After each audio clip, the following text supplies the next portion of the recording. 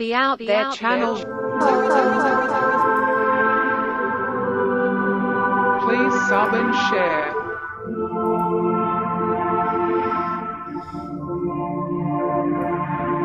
Searching for the truth.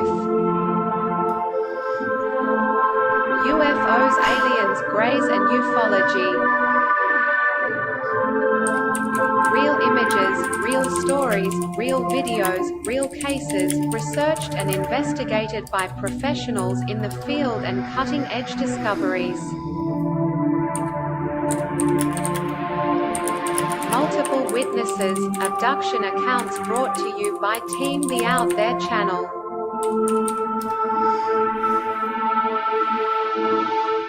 Good to be back. 5, 4, 3, 2, 1. Action.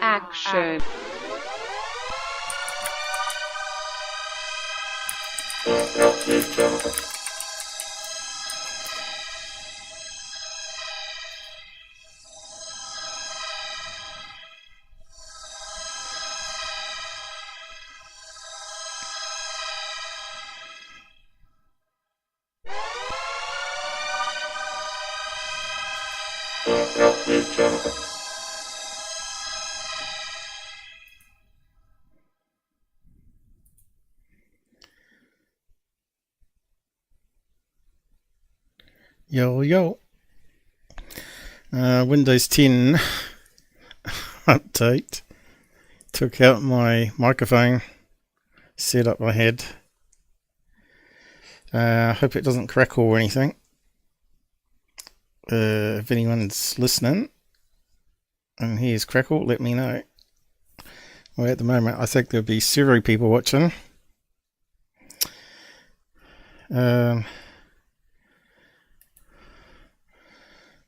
Let's see how we go.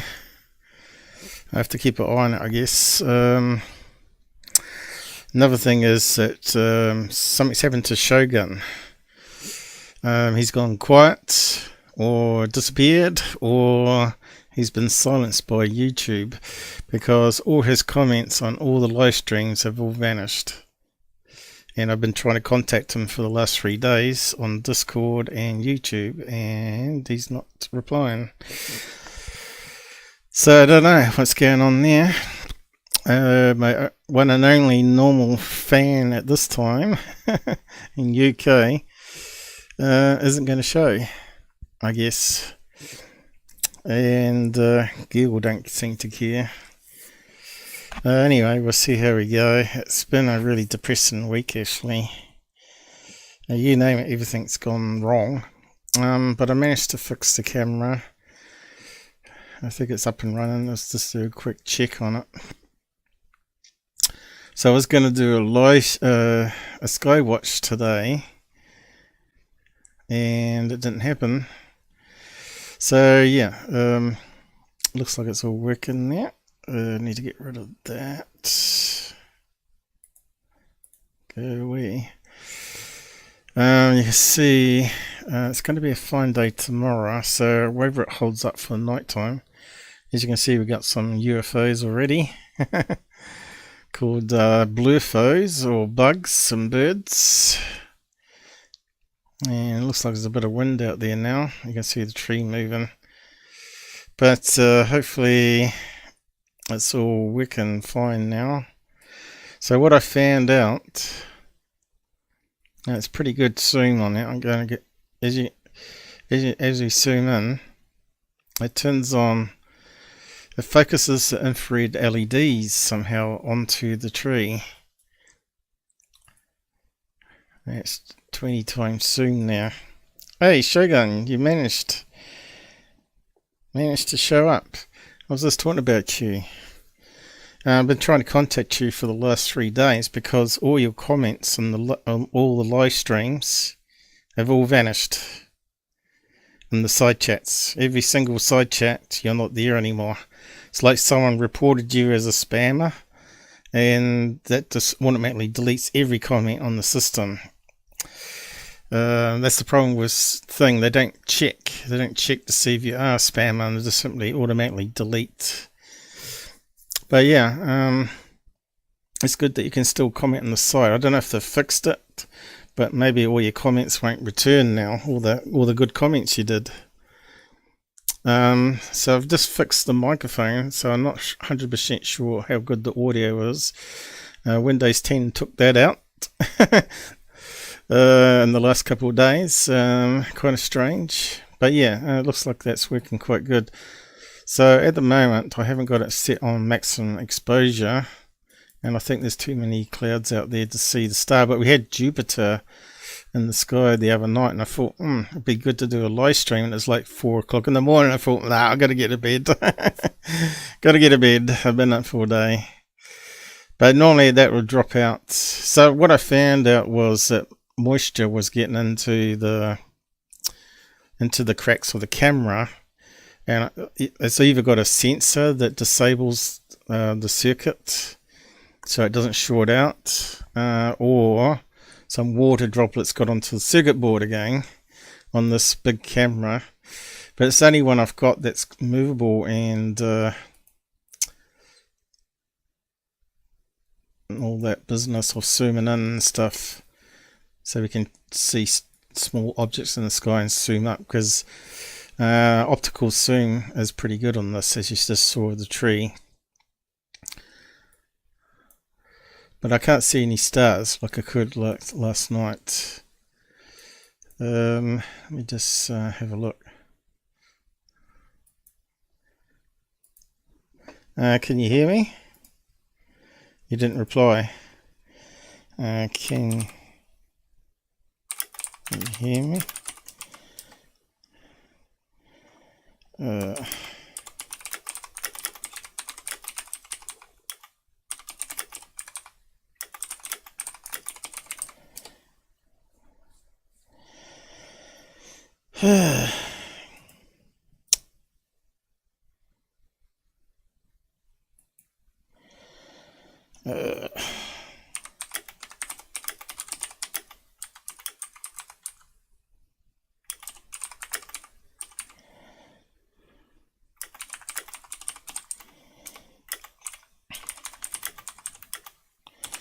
I'm just talking to Shogun on the side chat.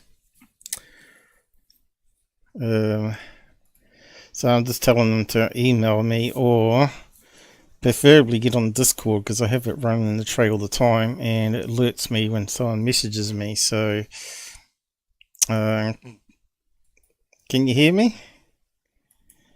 Can you hear me?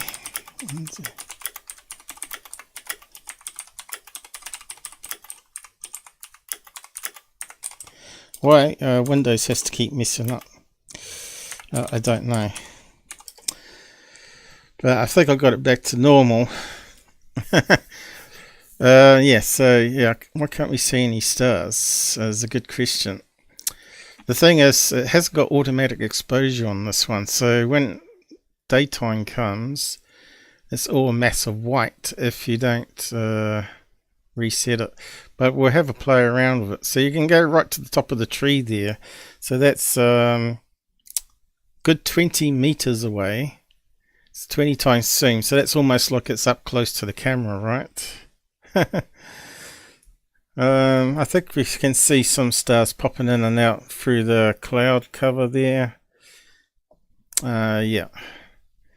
But yeah, we'll have some fun with that. Hopefully tomorrow, if I'm not too tired, I'll probably do a test run. Come on, respond to me. And see how well it will go. Alright, just see a star there. And now it's turned off the infrared. It's kind of clever how it does it. It has a basic infrared and then it turns on some extra ones or something. It's amazing it can focus on where you're focusing though, because the LED's around the outside of the lens.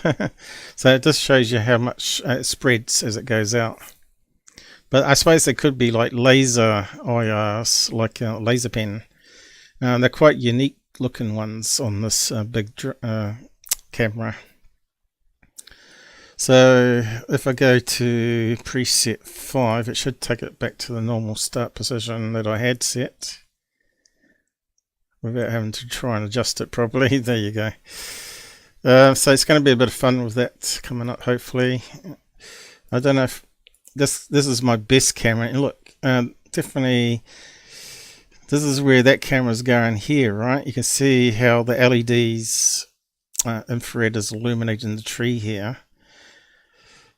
But yeah, we got a bright backlight on here for some reason. It's creating a lens flare across the screen. I don't know why next door leave the light on.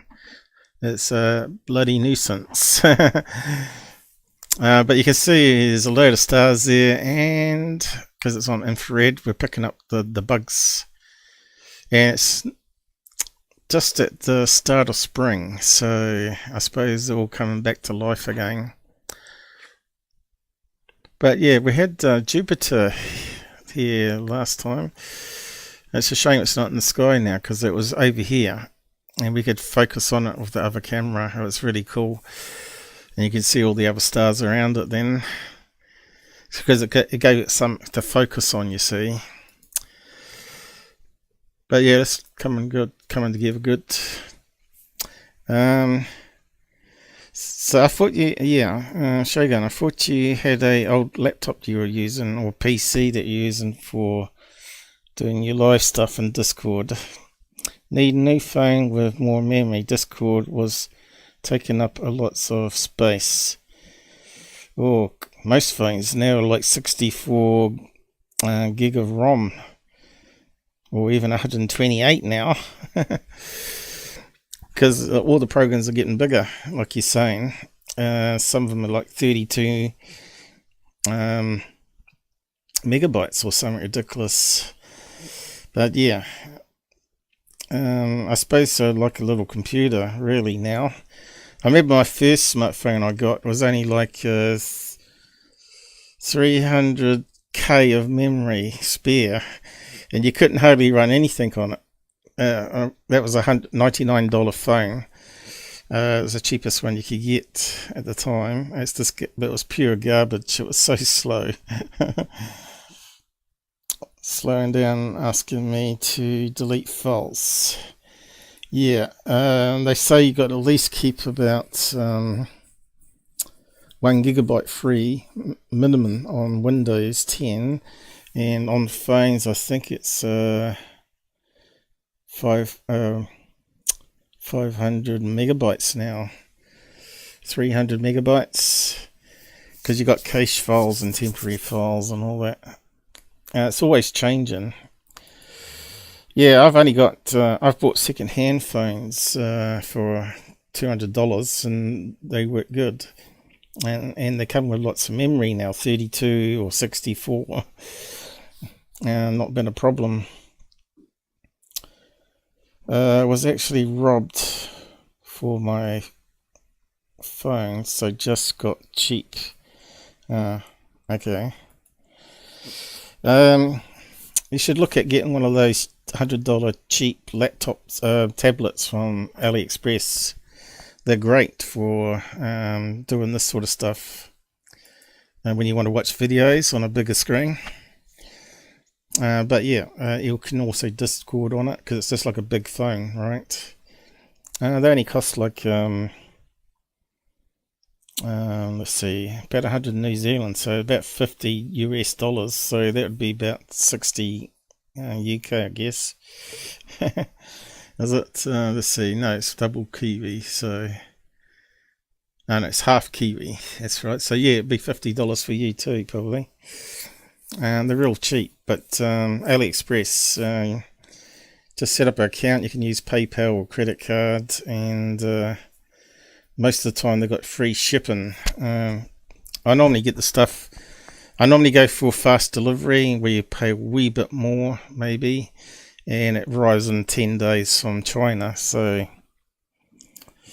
AliExpress, I'm not sure if I can type it in, because it's probably a banned thing on .com. It's what I buy all my cameras from. So what you just saw on the screen there was all from AliExpress. You got lots of phones on there too, but you've got to be a bit careful. You always got to read the reviews on that site, because not all Chinese sellers are honest. But if you need help, just let me know on Discord or email, and I'll get back to you and give you a link to one. But you could have a look around meantime, I guess. Just replace dot with a single dot. But anyway, you can do that after the show, I guess. So, yeah, I didn't expect so many problems. So, we're already 45 minutes late from starting the show properly. Where did we get to? I wasn't even sure I was going to do one. I've been feeling pretty ragged all day, and I've just been sitting here in the warmth because it's been a bit nippy day.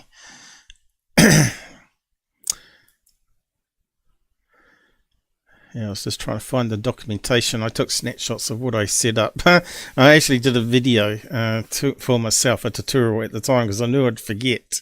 So I could just watch back the video, how I set it up, and just repeat what I did. So I think I got it back to normal, but I'm sure Windows will stuff it up again. So yeah. That's why it's good to do screen captures and then show all your settings on the screen, so you can actually watch it back yourself. So a year later you may forget how you did it, because there's so much your brain can only hold in at once. I had a rough idea, but wasn't sure how I finally fixed it up so I could do the modern voice at the same time, because I found a way to do it the best with the Tyler voice one. So yeah. So where did we begin? Yeah, I've got a few tabs there. What was that one?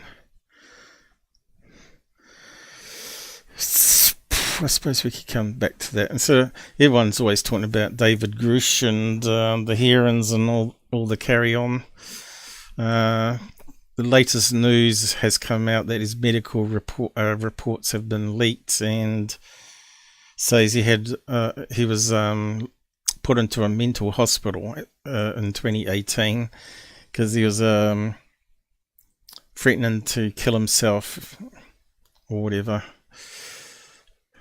They normally stick you inside for that, don't they, for depression or whatever, and they monitor you and just check that you're okay to be released again. I don't know, he's on the drink and all that sort of stuff, according to what's been going around. You've probably heard all that news, but I have got some links here to some stuff. Yeah, it was PTSD, but there's variations in that. Some suffer flashbacks, and some hear voices in their head or see hallucinations.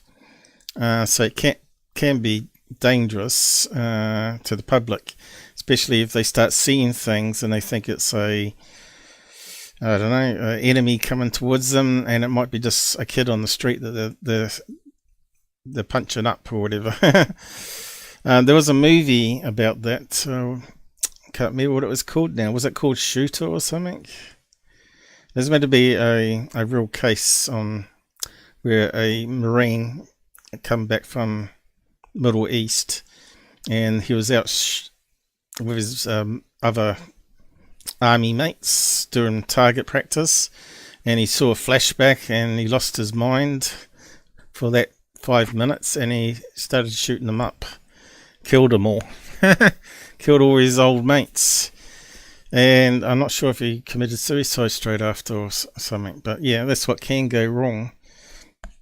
So yeah, if you're getting flashbacks and hearing sounds, I guess they're trying to use that against him to say he's not a credible whistleblower.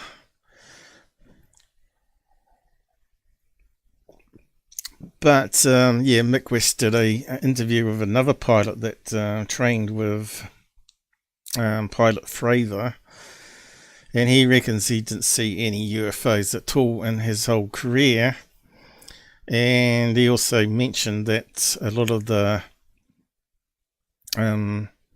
pilots would opt for disability options by claiming they've got hearing loss or eyesight problems from the G-forces, or neck ache and backache, and also PSTD or whatever it's called. I always get the letters around PTSD. Yeah.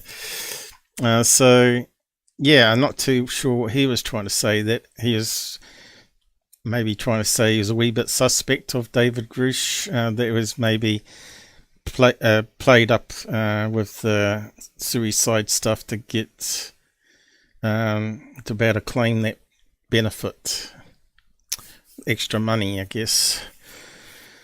So maybe he's thinking he's a real grifter. But there's plenty of those in ufology, right?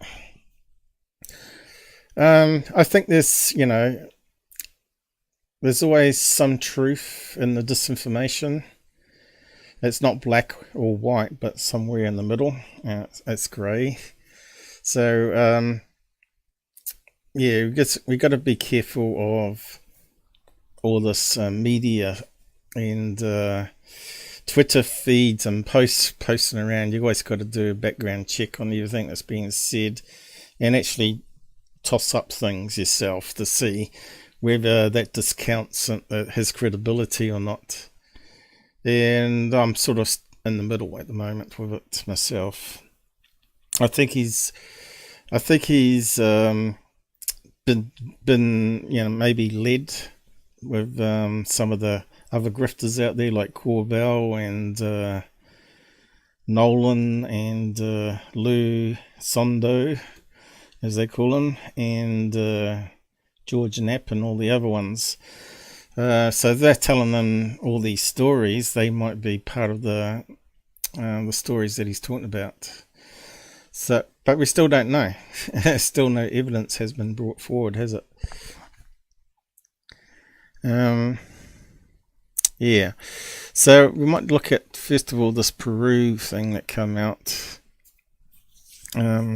Apparently there's meant to be aliens down there attacking villages. But the story sounds like it's a copycat of what was that place down there on the other side of the South America there. So it was C, where they apparently the UFOs were firing lasers at them, and they actually had burn marks on their skin and stuff. I think that might have been actually a real credible thing that happened. Whether it was aliens, I don't know. It could have been some sort of crazy experiment the military were doing on some villages to, how they were doing LSD, just legal research on troops. They may have decided to try it on a small village and see how they reacted, right? But you just don't know. This field is just crazy. We don't know what's disinformation, what's real and what's not real, and what's make-believe and all that sort of business. So you got people like me trying to figure it all out for you. But yeah, it's tricky stuff, ufology. And there's all these little cults as well. So there's like cult of Sondo and cult of Billy Meyer and cult of Goophon and cult of Steve Cambion, and there's a cult of who else? There's going to be a few. There's David Grusch has probably got a cult now. Cult of Ross Coulthart, or as people call him, what is it?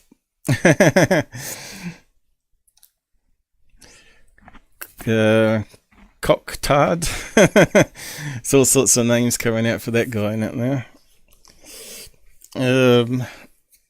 And a cult of Phil Snyder is there as well. And there's a cult of Bledsoe, which we're going to talk about tonight too. So we got all these little cult factions out there. Instead of them all being being skeptical and demanding evidence and staying in the middle ground, they always seem to take one side. Yeah, it's hard to believe that I once was suckered in on a lot of that stuff. And it takes many years to unravel it all and realize how it was faked, or how the people that you trusted as bringing you the information weren't doing factual checks, like mainstream media.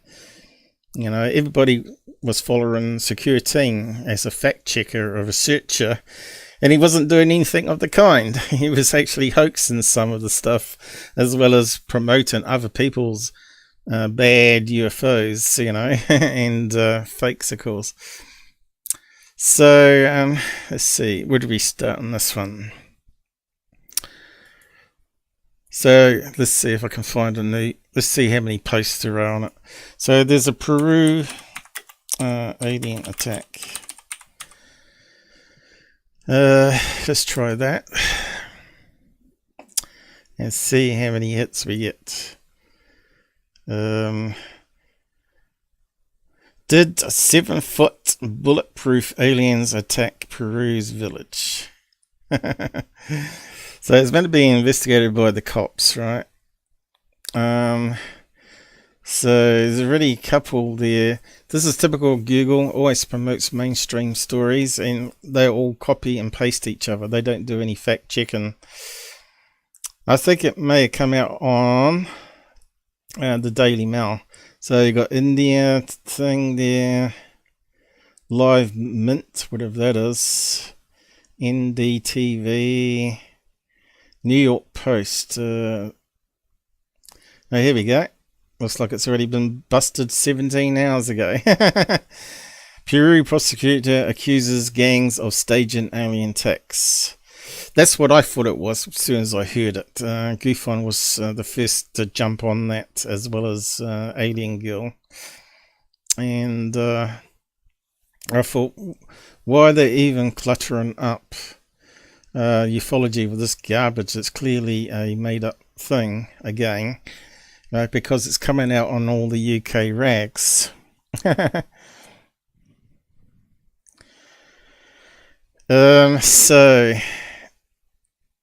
So we could have a look at some of these in a minute, I guess. I was just trying to find the original story. And of course it's going to be lots and lots of the same things. Here we go, look, this goes on forever. Daily Mail. There's probably one of the first ones. Daily Mail and The Sun. Let's see if it comes up. Yep. Let's see. Yeah. Grusch was definitely in combat. According to what I've heard too, but yeah, I haven't looked into it though. Mental health problems don't make him a liar.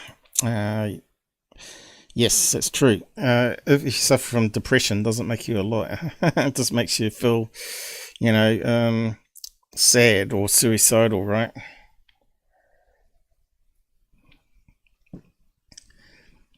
The amount of crap that happens to me, I should be suicidal. I certainly do get depression occasionally now, but I always come out of it. I think I've been a lot worse than this, especially in Australia. When I lived in Australia, I'll pull through. I always pull through. I'm one of these guys that can't cry, which is really annoying. So when you have someone die at a funeral, it's very hard to cry. You might get a water in the eye, but you just can't cry. So it's all sort of well held in. I don't know. Maybe I think it's probably the way we were brought up, that boys don't cry, you know. Probably also my philosophy on the universe and all that, what life is about, has changed too. So I don't see death as an end anymore. I see death as a release. If a person's suffering or very sick, then maybe that release was a good thing. Although, you know, when you lose your pets and all that, because God's only made him live 15 years like a dog maximum. Most of them don't even get past 10 that we've had. Charlie's the only dog we've had that's lasted this long, 14 years at the moment. But he's getting, that's equivalent to 98 human years, right? So when he goes, I really will miss him because he's around me all day, you know. And at night time I had to walk him before I could do the live show even. Secure team fact checker. No. I can play load different times of the year. Yeah. Son died at age 14. Okay. Oh, well, we'll keep the personal stuff off the side chat, I guess, unless you want to talk about it. But, yeah, you know, I got various things in the past. And when you listen to certain music, it sort of triggers your mind back to those things. Because that music was around in those times. And I was actually listening to tonight, Simple Minds, Don't Forget About Me. That's a really good song. And it brought some tears to my eyes because I could feel, was thinking about back when 20 odd 30 years ago or whatever, because that song's been around like forever. Sorry to hear that. Anyway, kids should outlive their parents as far as I'm concerned. This is if there's a God out there, he's certainly got it really backwards, hasn't he? Talking is the cure. Yeah. We just don't know when our time's up. The minute we're born, we're already dying, right?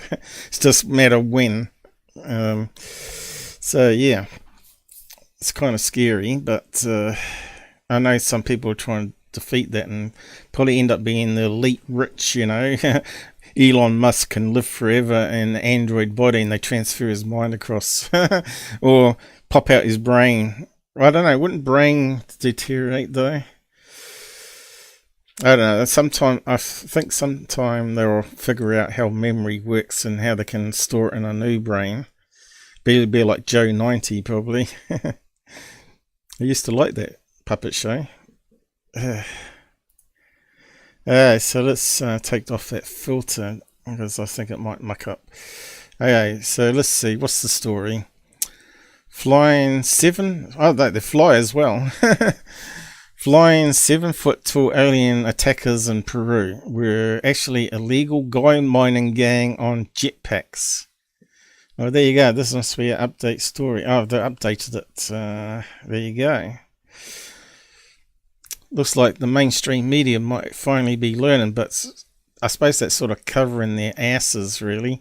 Because they're getting all that clickbait whenever they put up these fake stories from Secure Team or Street Cat 1 and who else?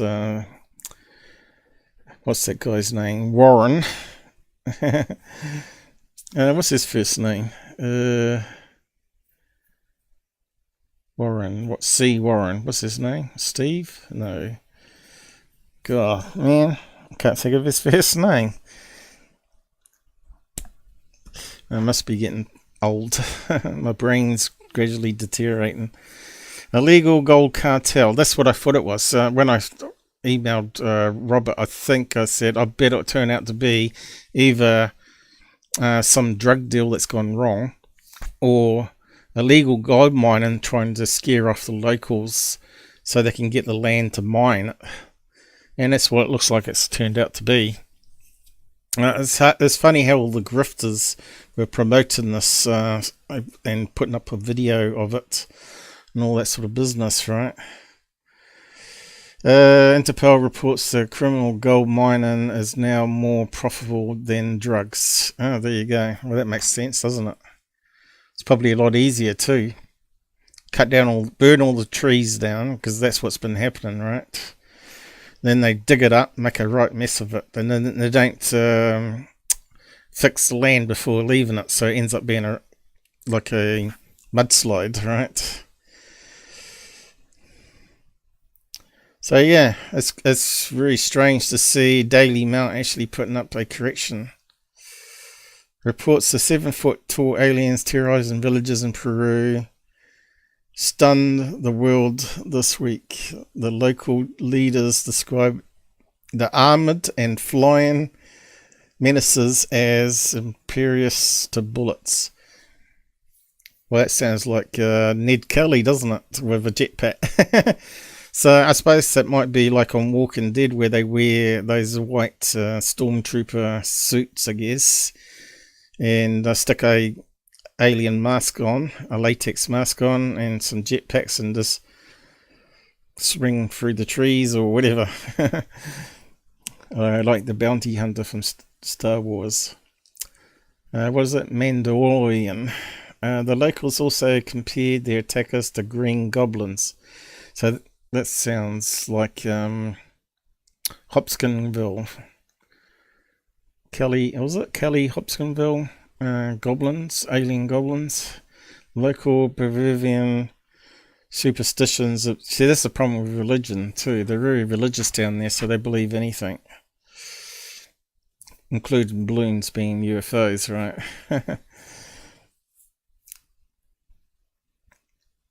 So we got some cops involved. What's this one here? Environment. Can't even make out what that is. Looking at the river and dredging, is it? What's all this here? Mercury poisoning, probably. Alright, so some kid's clever enough. He's got a better smartphone than you. There you go. Look, he's filmed them.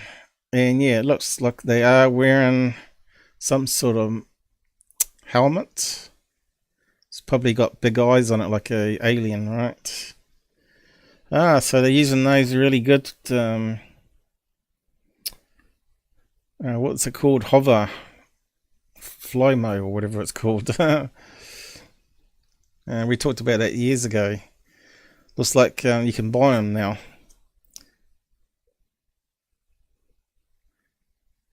I think they can fly around for 40 minutes or something. In the backpacks, they wear these backpacks. They actually got the jet fuel on it. And it goes down Velcro on their legs and it goes to the motors there. I wonder what happens if it conks out though. Ideally, you wouldn't want to fly too far above water, would you? So you can at least crash into something. And of course, these are some of the videos of them that come out, which is really typical UFO quality here. Are really gold miners. So I actually did take some snapshots. It's probably on that one. So I actually did get this post here a few days ago. Peru Alien Attack stories from Daily Mail and Sun, red flag right off. Is what I said here. Sounded like a fake story for clickbait, but grifters like Goof on, Third Phase of the Moon, Alien Girl, to name a few, will use it for profiting off as well. And I found this Reddit post here. For the conspiracy community on Reddit, I'm here to tell you guys the whole, and of course it's chopped off. Let's see, can we click on it? The whole Peru alien invasion attacks is fake, and the people in Peru are trying to lie for media attention. But it's good for selling the story to newspapers, I guess.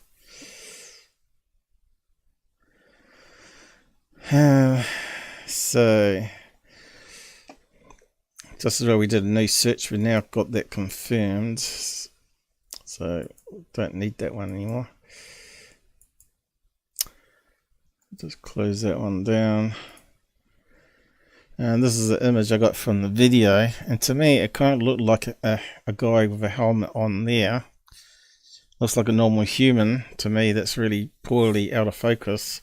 Looks like some sort of jacket here with his hand going this way. Maybe he's got a gun in his hand. It looks like he might be holding a gun. The other gun, other arm, you can't see, but it looks like it goes back a wee bit here. And of course in the video it's really bad, as you can see. And that's the best we got out of it.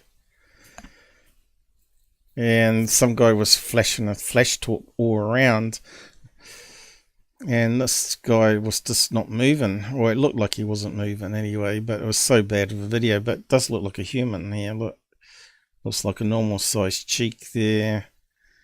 Looks like he's got some white helmet on. Maybe he's got a latex mask on, or who knows. We can't really tell from the image, right? So you can have a look at that one. You want to live forever? I don't know. Maybe us until we get the answers on aliens. I don't know. How could you? As long as you could end your life after a period, you know, like you finally said, no, I've had enough. Time to get out. But if you had good health and you could live forever, right? You probably would opt for it because you want to see what happens in the future. But as you know, the planet has to have a lot of death in it because there's so much new birth happening. We're going to be overpopulated in 27 years. And we're going to run out of food to feed everybody. I think we're going to see something major happen in the next 25 years anyway. And we're going to have a lot of food crisis again. And also potential of a asteroid near miss. In fact, some said it's going to hit Earth in 25 years, I think it is, around about then. So, yeah, just have to see what develops. I think this is why they might be pushing more for the NASA and SpaceX pushing more to get into space now, and China and Russia, because it's going to take everybody working together to make sure any asteroids they detect now they can push away just enough to detour them. Did I paste that? Else was alive, but otherwise you'd keep losing people, grieving all the time. Yeah, yeah, they reckon aliens might live to 300 or 500 years. Don't know. If they got a different makeup, DNA makeup, why not, you know? Why isn't it? That could be possible. Peru aliens. There we go. Well, alien picture anyway.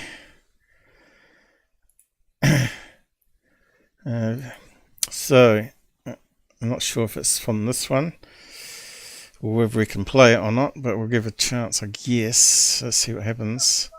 Oh yeah, it looks like it's from the same crappy video.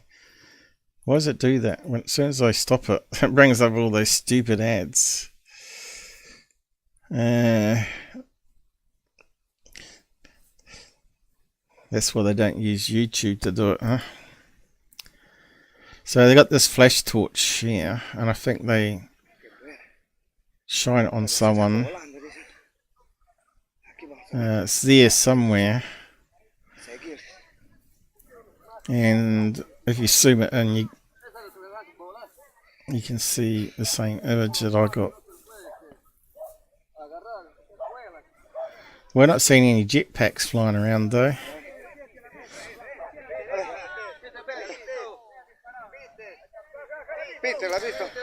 And there was no UFOs in it.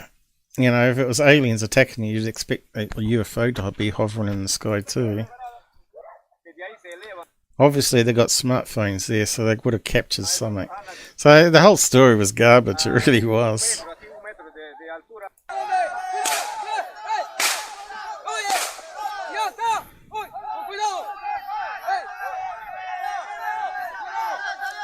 Is that playing the sound alright?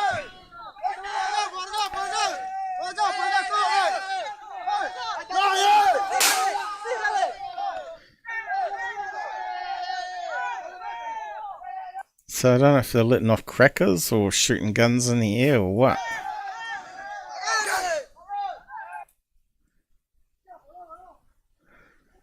Why are they leaving the torch war around if they know where the thing is? Little person in this case. I think it must be here. But you can see it's from that. It's green and all that. So it looks like the cops have arrested one miner here, is it?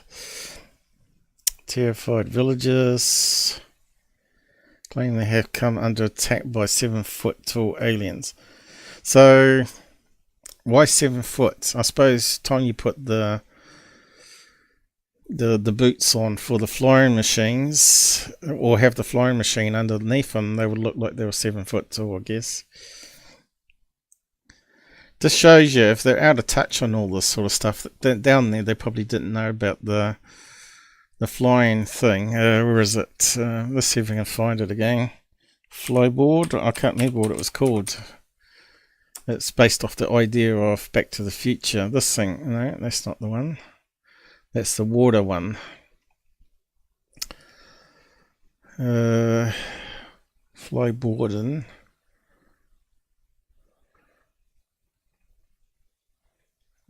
Let's see if we can find it. Can't remember what it was called now. Yeah, that's the water one. Although that looks like it could be a bit of fun. As long as you don't break your neck, I guess. And yeah, you want the FlyBoard, hoverboard. Don't know what it's called. Here it is here. What's it called? Hoverboard. Yeah, it's got the same type of helmet on, the backpack.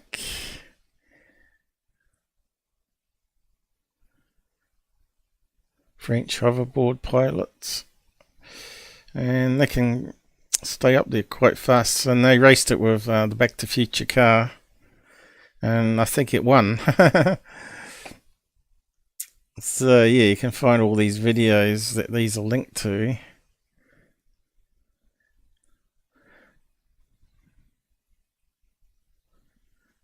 Inventor, Sky News.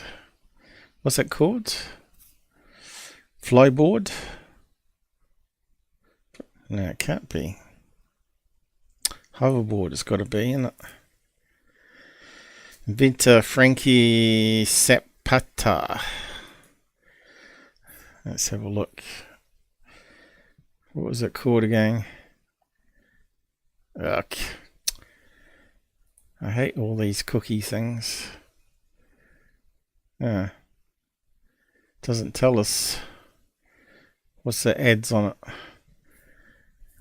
What's that say? Can't quite read it. Something board. Something FlyBoard, is it? Yeah, FlyBoard.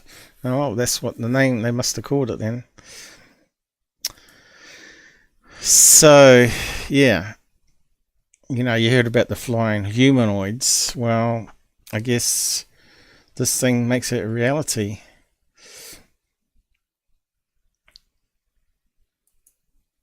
I don't know if there's any promo of it that we can quickly play. Just to have a look. Videos. Where's the safe one? Green Goblin.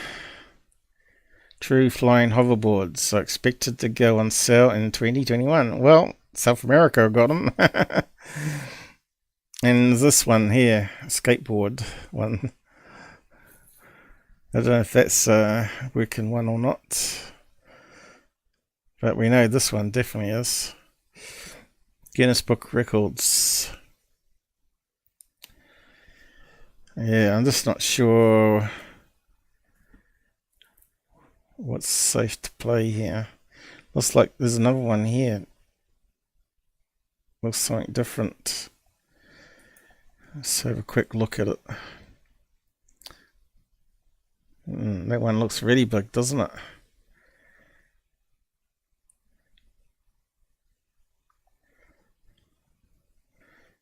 Let's see, put this. That's like a quadcopter one.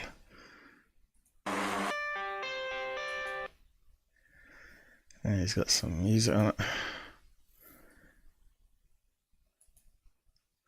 So who knows what they got? What year was that one? 2021. So you got that miniature one, but that one there, why would you design it so big?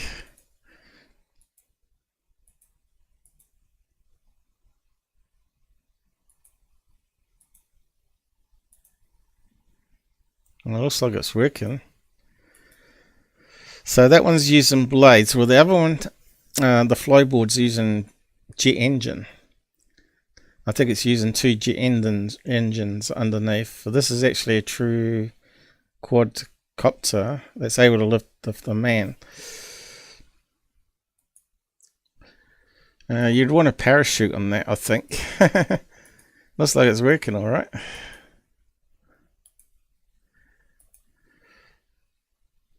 And you can land it. That's pretty cool. Like I said, we never know what we find when we start recapping things and going back and see how it's progressed. Looks a wee bit slower than the jet one though. The jet one just goes crazy. Where's another one we can play? CNET. That one might be alright. Just be careful though. Look at it. It's pretty cool. Reminds me of Lost in Space. You ever watched Lost in Space back in the old days? I did. It was about that was like one of like a handful of shows for kids that you could watch on black and white TV when they first came out. Remember back in those, the TV boxes were actually wooden.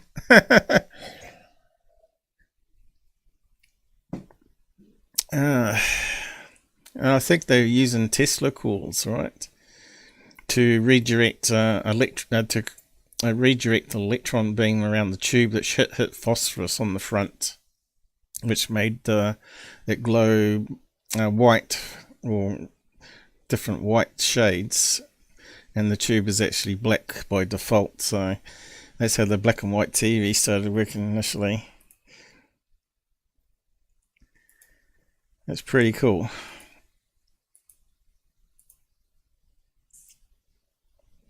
It reminds me of the little jetpack where he flies around on the planets he lands on. Anyway, I think we're done with the Peru story. Looks like it's truly debunked already. Of course, yes, 1 week for us could be half hour for them. It's a big cosmos. I think time is the same for everybody, but the biologicalness of the DNA itself could be more rigid for other species that's out there. So it probably has, isn't the famous worm that can live 100 years or something? Or something crazy. They're trying to figure out how it can keep renewing its cells. It's like our cells, a bit like Blade Runner, the story of Blade Runner, how they made replicants, slave humans pretty much, and they made them to die at age of 30. So they programmed the DNA to stop repairing cells, and it gradually makes mistakes. So that's what happens in humans. Our skin gets more and more saggy, doesn't it? Because it's not repairing the cells like it used to, and it just gets gradually worse and worse as you get older. Kind of scary though. Getting old. I still think like I'm in my 20s, but now I'm heading towards, the big 6-0. The big 6-0 in the sky. Yeah, okay, on to the next thing. What's that one? Alright, that's one which should have been deleted, shouldn't it? Talking about the fly one. Handheld flamethrower, 2 bursts in 2 different directions. I don't think I talked about that one too much. I probably missed this in trying to rush the 6 hours. But that's what they did. They fired 2 squirts on the thing, and it made a oval shape. That Traveller straight away said, "There you go. It's showing up the anomaly, UFO or whatever, a portal, blind spot from limited lidar coverage." We covered that one a few times. A fly in slow motion. You can literally see the wings flapping. Yep. Especially if you get the trailer and not the actual original episode, because they tried to mess around with the image to make it less quality for the show. Pretty naughty people.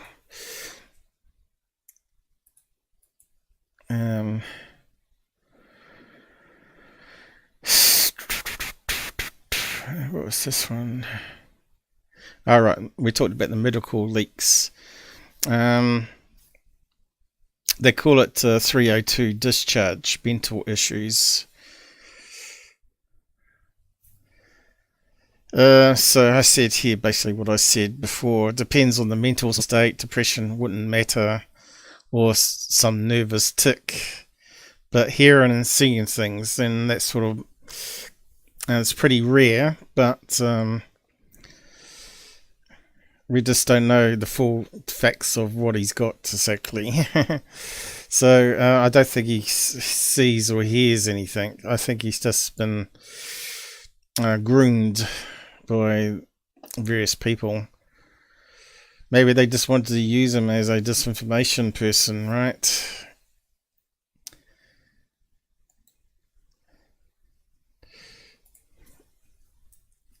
What else do we got here? Grusch again. Grusch was committed to a mental health facility. The embarrassment of the house UFO hearings stems not so much from the issue itself, but the failure to distinguish what is real from what is fantasy. So the newspaper called The Intercept, some reporter there did a FOIA request to a police station. Apparently someone tipped him off in the neighborhood saying, "Oh, you might want to do a background check on this guy because he's been arrested or something at the local station. You could find out about it." And they mentioned about abusing his wife or whatever. But yeah, not sure what all the details are on that, and it's still ongoing, of course. But looks like he's got an article here to The Intercept that talks about it. I guess you've probably looked at it. I'm not sure if it's worth wasting any time on, frankly. I think there's better stuff we can do. But I'll post a link to that one and you can check it out. I think it's just it can go 2 ways. David was claiming it was done, the information was leaked by the government, but the government had nothing to do with it, and that's been proven. So yeah, I don't know why he would be saying that, but at first I thought, here we go. So they've used him for disinformation. Now they're going to discredit him, and everybody will lose interest in the UFO stuff again. And that's what they do. That's what the government does all the time. So I think some of us hardcore ones are not so easily fooled by all the tricks, you know, since Richard Doty times and other disinformation agents out there from CIA.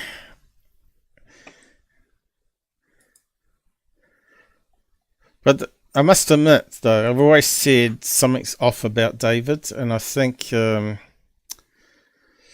this might, you know, just look at his facial expressions all the time. That it doesn't seem normal. I don't know. Could he be just a really happy person all the time? It's possible.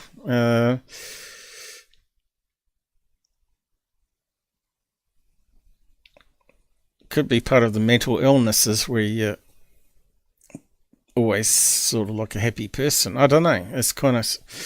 I know Down syndrome kids are always happy, aren't they? You ever seen Mick Down syndrome? They're always happy. I remember this Down syndrome used to walk his dog past our house in the old house that we used to have. He was always saying hello and all that every time he passed. He was always happy. And a guy at work, he adopted Down syndrome kids. He had like 4 of them. And he used to get a lot of hassle over it from various staff members about it, saying, "Oh, are you grifting by having them?" Because I think you get a bit of government money if you take on disabled kids that other parents can't handle or don't want to handle, I should say. But yeah, he brought them to a dinner once, and everybody was upset about it, but they all were happy. All the kids were happy, and that's one thing I noticed about Down syndrome kids. It's not a bad thing to be always happy and always friendly. So he might have something similar to that. He might just be a happy person. It's not really a mental problem that's going to be a problem in ufology itself. So yeah. So I probably should cover it, but I think people are probably sick of hearing about it already. Green streak again on News Nation. Ross Colhart claimed. Oh, is that how you spell his name? I spell it Hart with an E in it. That's right. It just means it's less searchable, I guess. Unless he spelled it wrong. I don't know. Cold Heart, I thought it was. Heart. Yeah, both ways could spell it, couldn't you? Claimed David Grusch medical records were leaked by nefarious forces in the intelligence community. Well, we're just talking about that. News Nation has now acknowledged that Colhart was completely wrong. So what else is Colhart wrong about? Well, he's been wrong about in lots of investigations in his past. So that's another thing. It looks like there's another article here about it. So that's been debunked, saying it was leaked by the government. Medical records leaked. Where is everybody tonight? Is it just you there, Shogun? Because I thought you were going to be blocked and you couldn't talk to me. Because of the problem. Because all your comments vanished. I should show you what I mean. Medical records weren't leaked. I just have to zoom in a wee bit. I see I've got a couple of Patreon, which is a bit of a shock to my system. A couple people that's become Patreon members, which is good, of course. Patreon pays more than Google does from the money they receive. I don't know. I think it was that spammer that we had in the side chats in the last live, and something went wrong. So when I reported him for spamming, I think somehow it included you as well. Or maybe it's a bug in their system. Because they're always creating little bugs. I'll just go and show you what I mean. There's a lot of little bugs in Google, and they have never been fixed, and they don't listen to me. So now what they've done is they've got rid of the icons that were really handy up here for the merch store and added it into a stupid link like this. Instead of just having the name of the first link, they've actually put the link there to the, I don't know, where's it going to? Redirect from YouTube to blah blah blah. It's ugly. It's really ugly. So now you have to click on that or go to About tab to find your links, right? Oh no, it looks like it's opened up the next store. But I thought I clicked on here, 12 more. Alright, now it's gone to the right place. And then it goes to your About tab, which is stupid. So you got to scroll down here and find the links. If you're a newbie, you won't know about doing that, right?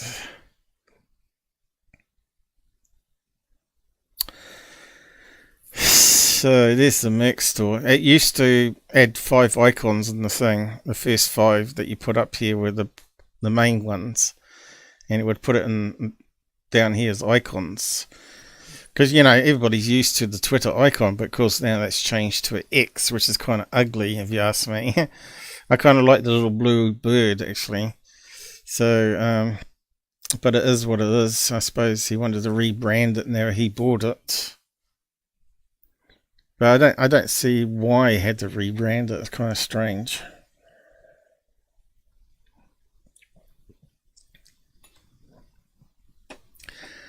Yeah, so if you go to our last live show, right? Now, normally it should have your donation always showing, right? So if I click on here, I won't play it. So, your comments come up here. You know, this one here, this hasn't even shown it. Maybe they're fixing it. I don't know. Let's see. It's just not loading it properly.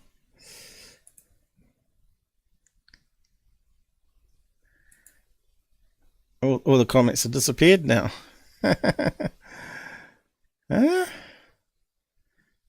Let's just skim on a wee bit. Eh? It's all blank. I think they're screwed up. Oh, here that comes. No. Now, you're not anywhere in the list. And that's 56 minutes in. And I know you were the first one to post a comment. And by then, you've donated to me. And normally it keeps the thing on the screen. There it is there. Where you donated to me. And there's nothing there. That's all we got. 3 comments.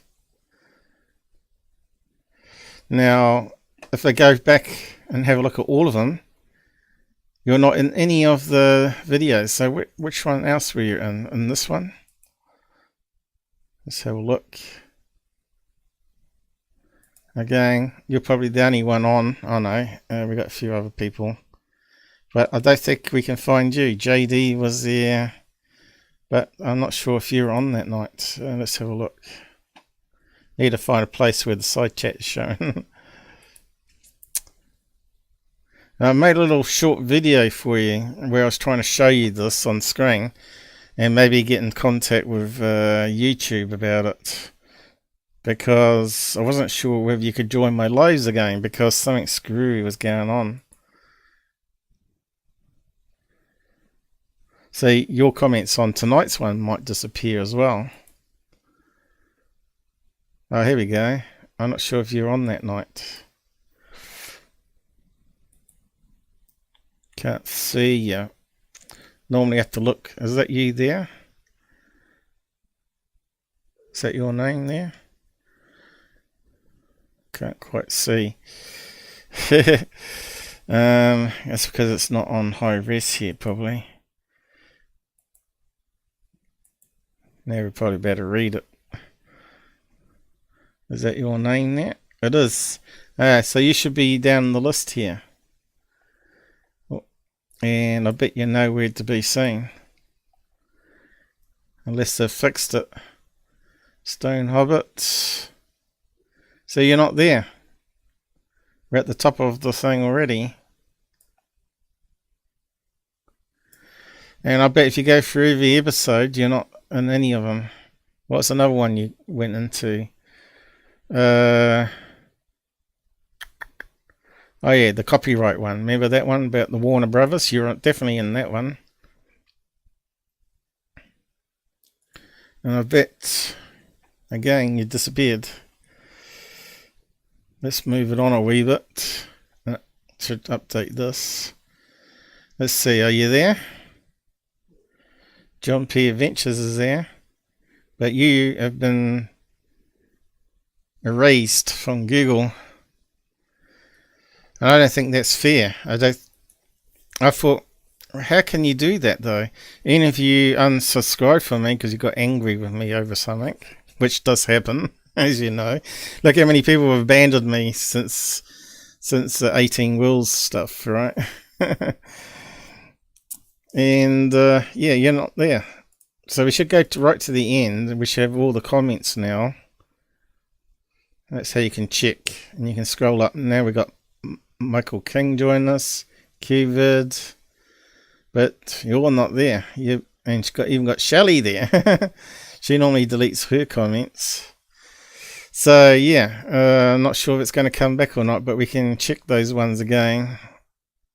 But I sent you a short here where I was explaining it, and I thought, oh right, if he can't contact me or he's not getting my Discord messages, or I sent you messages on YouTube, whether you got those messages or not, I don't know.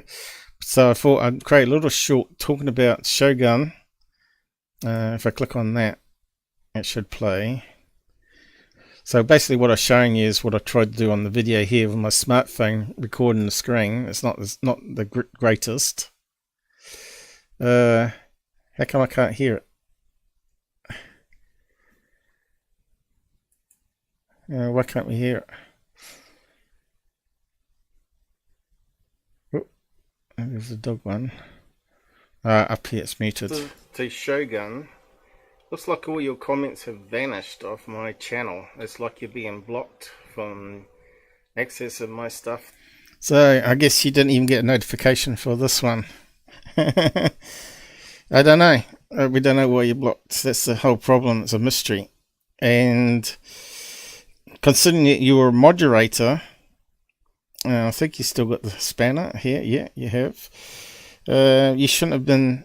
Your comments shouldn't have been erased. So you haven't got any of my messages to you. But anyway, just in case you know, now you know that something crazy is going on.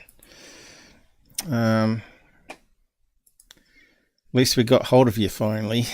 I've been trying to get hold of you for 3 days now. Because, as you know, Google don't like me too much, and they don't pay attention to a computer scientist that's always criticizing their buggy program. So what I noticed was, what was the latest one? So it was just after I noticed all the comments vanished, because I was editing the chapters, and I thought, where's Shogun? Why is that only my comments in the side? Because I know you're the only one that showed up that night.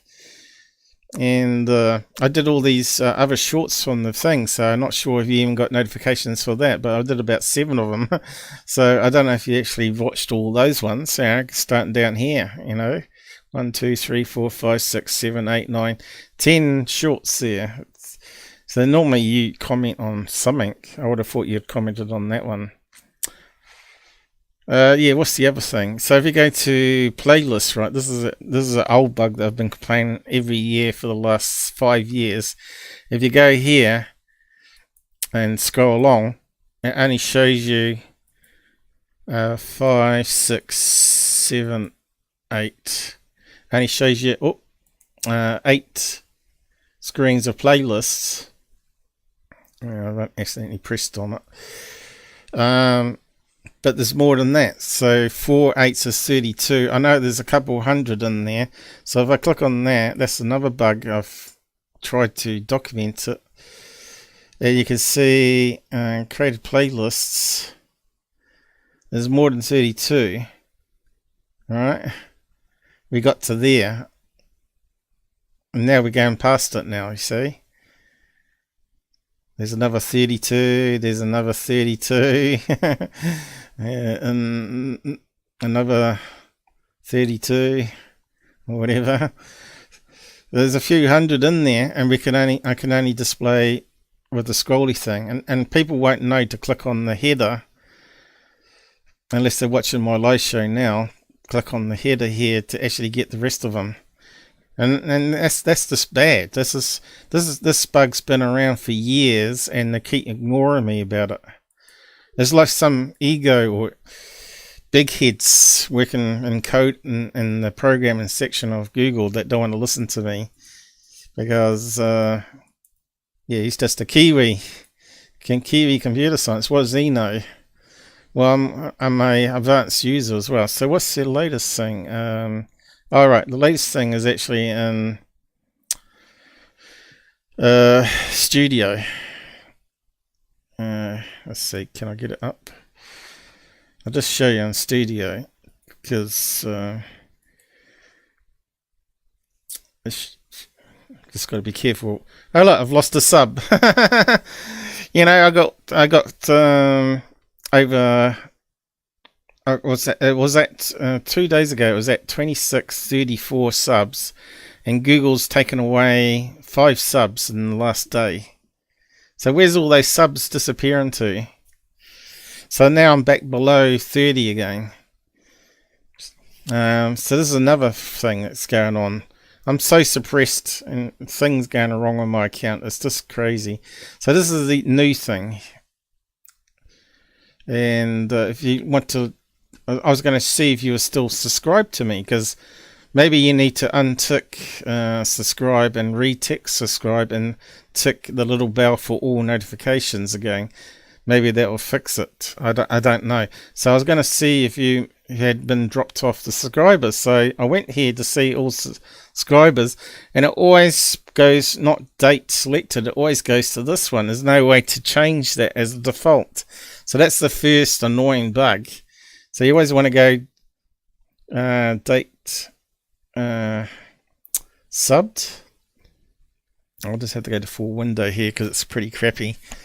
And down here, these buttons to go to the next page, there's 7 pages, don't work anymore. Look, I can't click on, but I can click on subscribe to them, and I can click on the input there to change how many to see, but I can't go back or forward a page or whatever. I can't display any more than 7 or 10. I mean, and if you go 50, it doesn't reload it either. Look, it doesn't reload.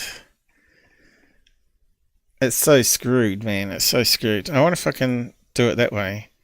Last 28 days. Still on 50.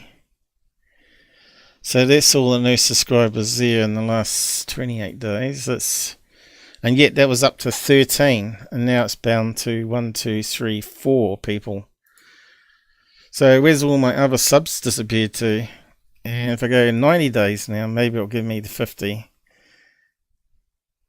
No, still only 10 in it. 1, 2, 3, 4, 5, 6, 7. 1, 2, 3, 4, 5, 6, 7, 8. Is it 8? I thought it was 10. So where's the other 2 disappeared to? Oh right, maybe it didn't scroll up. 1, 2, 3, 4, 5, 6, 7, 8, 9, 10. And yeah, we can't go anymore, and it's not showing 50. It's so screwed up, I tell you. I don't know if it's my system. I've tried different browsers. This is the 3rd one I've tried. It's doing exactly the same. So I reported that bug today. No, obviously it hasn't been fixed. Yeah, so we've got added on your donation though, I see. It was down to $3 for the last 28 days. no one's giving me money anymore. So your $5 went on there. It converts into American currency here, not New Zealand. So yeah, $3 something plus your $5 less there, 30%, I guess, would be about $9, $10 there. It's 38 people watched your little short video. I don't know why, because it really was only directed to you, but 38 people watched it. And look at this one here. I did this one here, werewolf. I did a clip from that. I got almost 2,000 views on that. And 46 likes. You know, I don't get that for my UFO videos. This shows you how suppressed I am. I've managed to find a way to get through it by not talking about UFOs. And get it on the shorts, right? And then I could get thousands of views. But these ones didn't go. So that was a 15-second short. They seem to be the most popular. As soon as I go to a minute, 5 views. As soon as another minute one, Skinwalker object was a 10 views, and so on. It's really bad. And of course, how many views did we get last live here? Let's go back there. I don't know. Google seemed to be making things worse and worse. I don't know. We got 75 views in the end. Compare that to a 15-second clip from that video, getting 2,000 views and 46 likes. You know, if those people bothered watching the full show, they'll enjoy it a lot more. Because you ain't going to get much in 15 seconds, but in a 6-hour live stream, you're going to get lots of information and stuff to keep you entertained for a whole week. And it's got chapters there. There's no excuse for not watching it using the chapters, right? You could watch a couple every day or whatever. I just think people are lazy today. I don't think anybody watches documentaries anymore apart from me. And maybe a few other older generation. But yeah, I don't think we even got 11 likes, did we? Let's just go there and just check. No, we didn't even get 11 likes. We didn't even break 10. And one of those is my test one. So it's really only 8 likes, 75 views. That's all I've got. Compare that to a clip from it. It was 2,000 views and 46 likes. It doesn't make any sense to me. That's because Google's not rolling it out to everybody. But they are rolling out the shorts until they figure out that I've managed to find a hole in their system. Well, my rant is over, I guess. So where did we get to? Oh, we were talking about your stuff. What? Mal Murray, who's this? I wasn't watching the side chat. Shogun, there was one night I sent you a message with my real name, email, and some suggestions for contact. Just got deleted immediately. Yeah, Google overrides me. So even if I say that you're a moderator or approved commenter, which is one of the options, you still, obviously your comments got trashed. And I don't think they're going to fix it. And it's just really sad because the comments add to the flow of the comments on the side, right? Because we're interacting.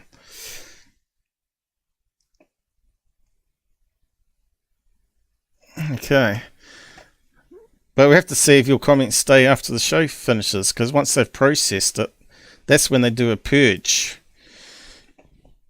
So yeah. So we're going to talk about Bledsoe stuff, but yeah, we still got this stuff on the herons, but I think we'll go to the Bledsoe stuff, a bit more interesting. Where does it start? Here. So I put this comment up on Twitter a come on now. Bledsoe is signaling to another person in the forest to launch a drone and also probably use a torch, tree line torch, high loom torch. Why didn't they tell him not to move or raise hand and do a lie detector on him like MUFON did? Because remember, Bledsoe got caught out on his initial sighting with MUFON. They put him on a lie detector test and he failed it. And people just don't know this. But I'll go through why they're still not talking about MUFON exposing him, even on the latest shows on TV with him. This guy should never be on TV. MUFON. Let's see if we can find it. Lie detector.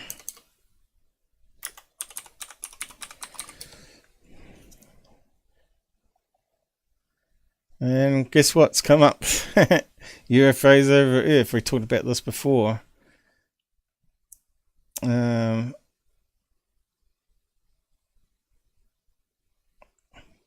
Using the tools of science and psychology and law enforcement investigate cases.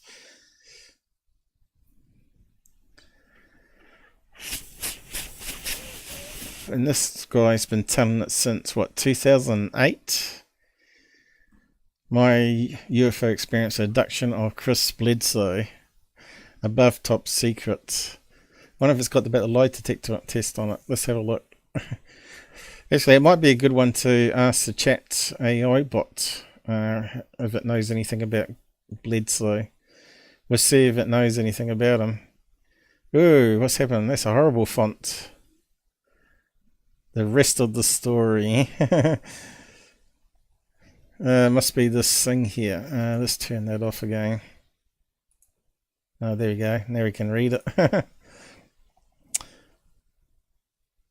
Important to note that the polygraph was done early in the rural investigation, although the production company chose to inject it in at the end of the show, certainly impacting the audience. I might add that there was no discussion about the science behind polygraph. So it looks like someone's trying to say it doesn't mean anything. But I think when a lie detector test comes back inclusive, then you have to discard it, right? But if it comes back saying that someone was being devious, that's different, isn't it? If it comes back clean saying he's telling the truth, which is really rare to get, I guess, it would be good to do a test of that for someone and see if they could pass all the questions or get it inconclusive or actual lies in the 3 different states.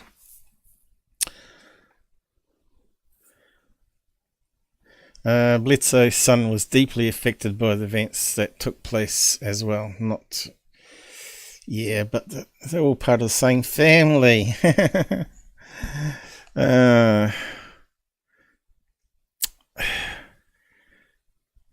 And they're highly religious too. That's the problem. Skeptics will argue the lie detector test can be fooled at the same time. Will say he failed the lie detector, so it must be a lie. Well, I'm saying that if you get a pass clean on a lie detector test, which is very rare, then you have to give that person credit. So, yeah, they must be telling the truth. If they get it inconclusive, then you can say it's nerves or something like that, and it has to be redone, see if it get the same result or throw it out. But if you get one that says he's a liar, that's totally different. And as far as I'm concerned, there's a lot to his story that didn't add up anyway. It's not like he saw a big silver craft in the sky. We'll go over it in a minute. But I'll see if the chat thing knows anything about him.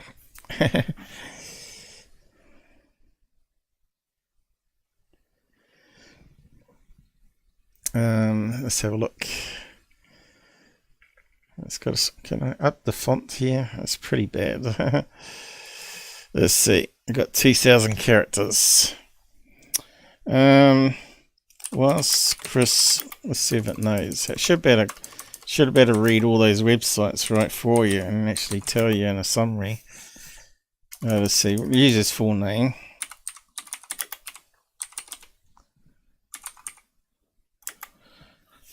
Court line about UFO event.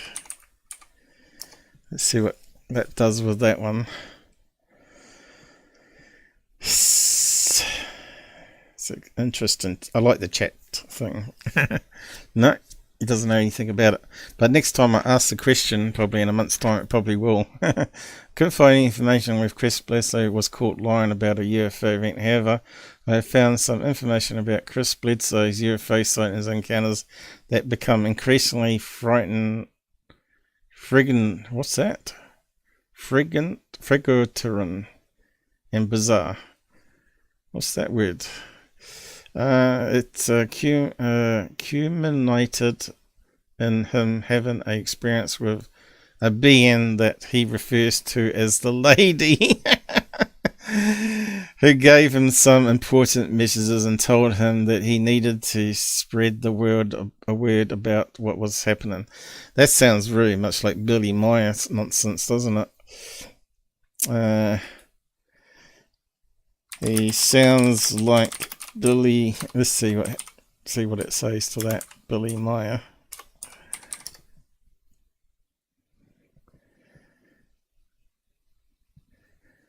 I see. Billy Meyer is a Swiss man who claims to have contacted by extraterrestrial beings since he was 5 years old. While Chris Bledsoe is an American man who had UFO sightings and encounters that become increasingly frightening. What am I saying? Frightening and bizarre. They both have different stories and experiences. What's that? 2 of 20. So how does that work? Oh, right. You're only allowed 30 now. So we can only ask it 30 questions. Is that what's happening now? They've limited it. Even though I signed up. Oh, that's pretty sucky. So yeah. Just keep that handy. We might use it a bit more. So these are the sites where you can find out people talking about it, really. The problem I have is with the hypno-regression, which is prone to fantasy. The 4 witnesses to the craft do help this case, but I don't see why this person or his son would lie about something like that. Well, if they're religious and they want to get a following, it's not always about money, but he has written books. More research is needed to find physical traces to back up the case.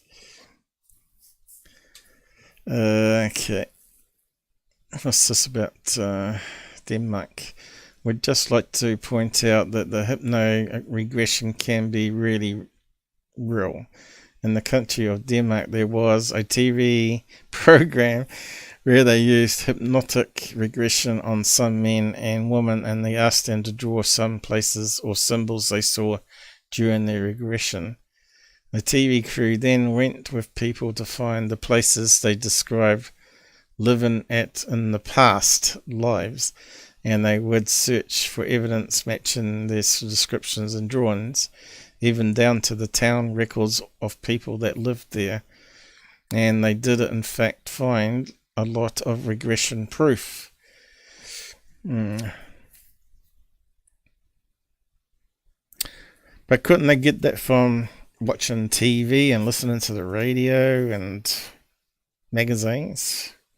The people spoke about, I'm not just discounting past lives and knowledge being passed on. As I talked about, there could be real science to it, where information is stored inside the atoms itself, trillions of bits of information that were stored in some past person's brain, and when they get cremated or buried in the ground, eventually maybe trees absorb it, or grass above absorbs and then releases it somehow back into the atmosphere, where it ends up in the food chain, and that mother has a baby, and that atom from that food that she's eaten with that past person, which might be a carbon atom, it might be something that was in the brain, oxygen, hydrogen, nitrogen, what's all the other chemicals you use in cells of the body. I don't know. Carbon would be the common one, I guess. Ends up in the brain of the developing child, and somehow it becomes alive again, and that information is available. But is it available through the whole life, or does it somehow get blocked? Maybe the body rejects it somehow. Why you get older? They say once you get past the age of 6, you can't see ghosts or apparitions like kids can. Kids always see the apparitions, but adults don't see it. There's some sort of change in the brain chemistry. So there could be real science in all that. So here you got obviously believers of him, and some that are more skeptical of him. Important to remember that Travis Walton didn't pass his initial lie detector test either. However, after some time had passed, he come to grips with the experience he did for one of the crew. Yeah, I think he's also a liar. He actually failed more than one lie detector test, and he cherry-picked the questions as well, and the people to do the tests. So it's not clear cut on Travis, that's for sure.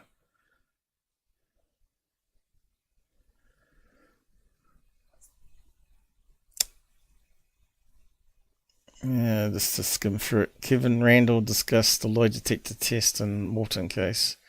The main problem was not that Mr. Walton failed the test, it was the UFO researchers tried to suppress the results. Yeah, they tried to cover it up. Why would they do that? Money. Just because one does not like the answer does not mean they should tamper with anything. I'm on the fence with Walton case. The lie detector fiasco does not help his case. Researchers need to be more honest and approach each case like a journalist looking for answers, correct? Ask the tough questions and give out all the information, both good and bad. And we're starting to see that now with David Grusch, right? There is something about this guy that just came off as being genuine to me. He's a believer. I have a feeling that he and his son did experience something that changed their lives. The fact that the marriage was in jeopardy and he was sticking to his guns. It's not that. He believed that he got healing stuff from the lady, and he could heal his bleeding dog, and runs a little church of healing.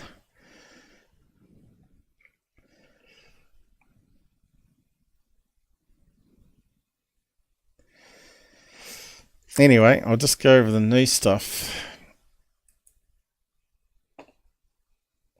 So they wire him up with this brain, what do you call it? Measures the brain waves, which I thought was totally pointless.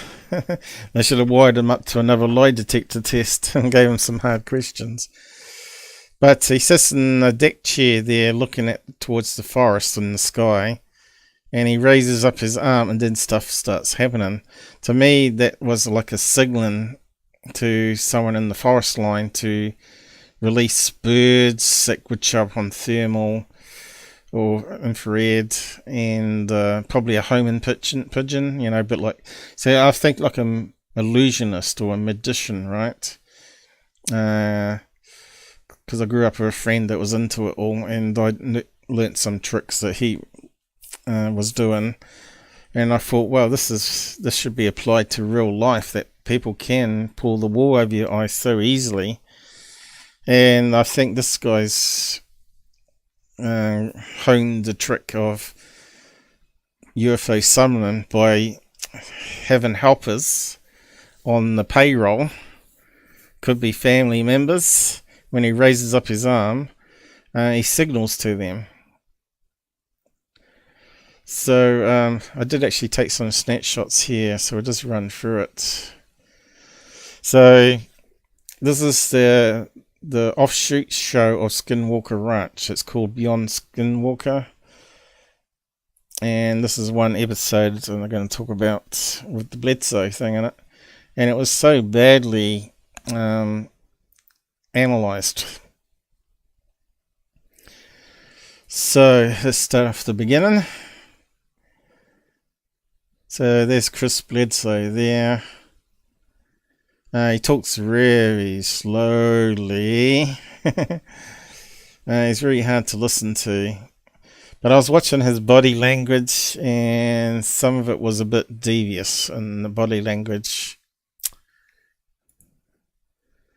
And these are the two clowns from the Skinwalker Ranch. This guy's a journalist, and this guy here is that Jamaican American guy that worked for the CIA. Notice any red flags? Now this guy was blabbing on the intro that Chris is so great and he's well respected and everybody believes him. Clearly he's not a journalist then, because he didn't bring up anything about the lie detector tests and whether they could redo one or whatever on the show. And another red flag, this guy here. So you might recognize him as Alexander. Now, he's not too well liked in ufology, as they think he's a disinformation agent as well. What is it? What's this? Robert? Is it Roberts? Colonel Alexander? What is his name?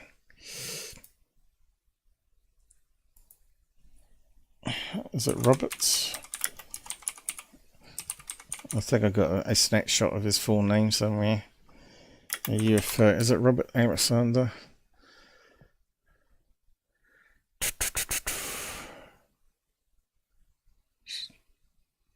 It's got Robert there. Stephen Robert. Yeah, I'm not sure what his first name is. So we'll go through the snaps. We'll come back to it.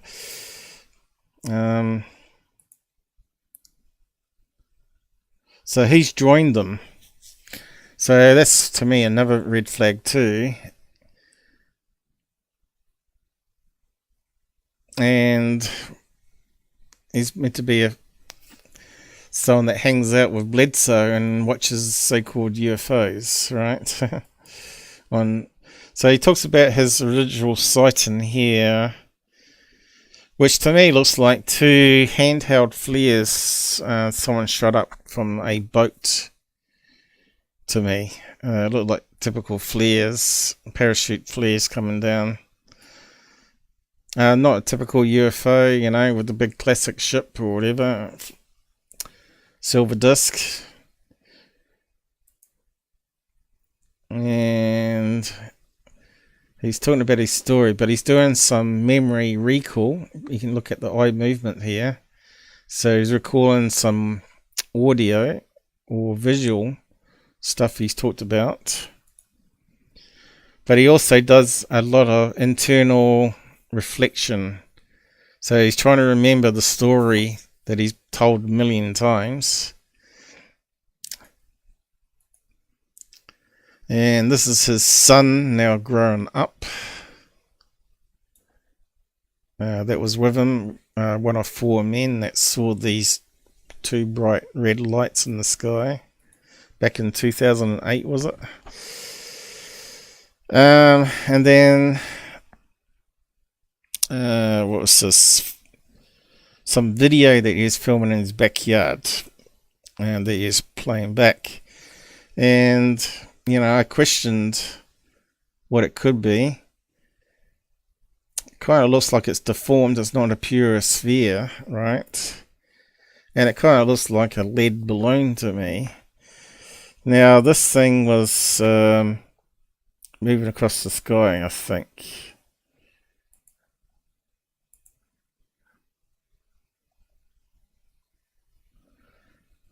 And then they film another two objects here,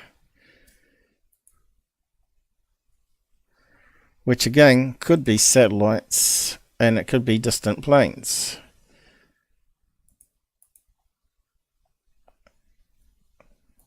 Here's another one, and this was going fast. Was this one going fast? I don't think it was, actually. This one was drifting up this way. Again, it could be like a plane that's like 100 kilometers away, where you're not seeing the color lights. You see those little moving dots on my security cameras. And you can see here is infrared, just like I was showing you at the start of my show today, of the big camera that I had zoom on it. So they can't even, he hasn't even got any decent cameras, because I could zoom onto that dot and bring it up to this size on the screen. So if he was filming that in his backyard, why has he not got proper equipment? Because if he did that, they would figure out what it is. And here we go. We've got another one here. Bledsoe Orb Sighting 2023. Now, to me, we can see some red in this one, can't we? And I think that's distant planes in a holding pattern somewhere near airports. The guy doesn't use any apps. So these things were circling around on the video that we were showing. And of course, these planes are probably heading towards us, and if they turn, they'll start to fade. And if they turn away from us, they will look like they disappear, right? But if they keep going around in a circle. But it would be good to investigate this guy and actually go there and try and catch him out. So they go and do an investigation with him. They set up this night vision camera. Well, I suppose it's infrared only, with some sort of computer AI.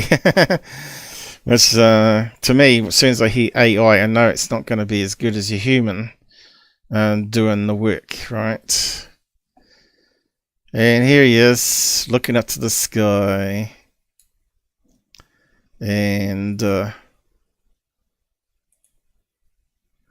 then starts pointing. And then suddenly, out of nowhere, they start filming something. He's pointing to it now. To me, that is signaling to someone. Someone's watching on the other side of the forest there to release some balloons or whatever, or fly a drone closer. That's what I think is going on. And this is the little object coming out of nowhere. And you can see we're down to little dots in the sky. So if he could actually talk to UFOs, why don't they come up really close so we can actually see them?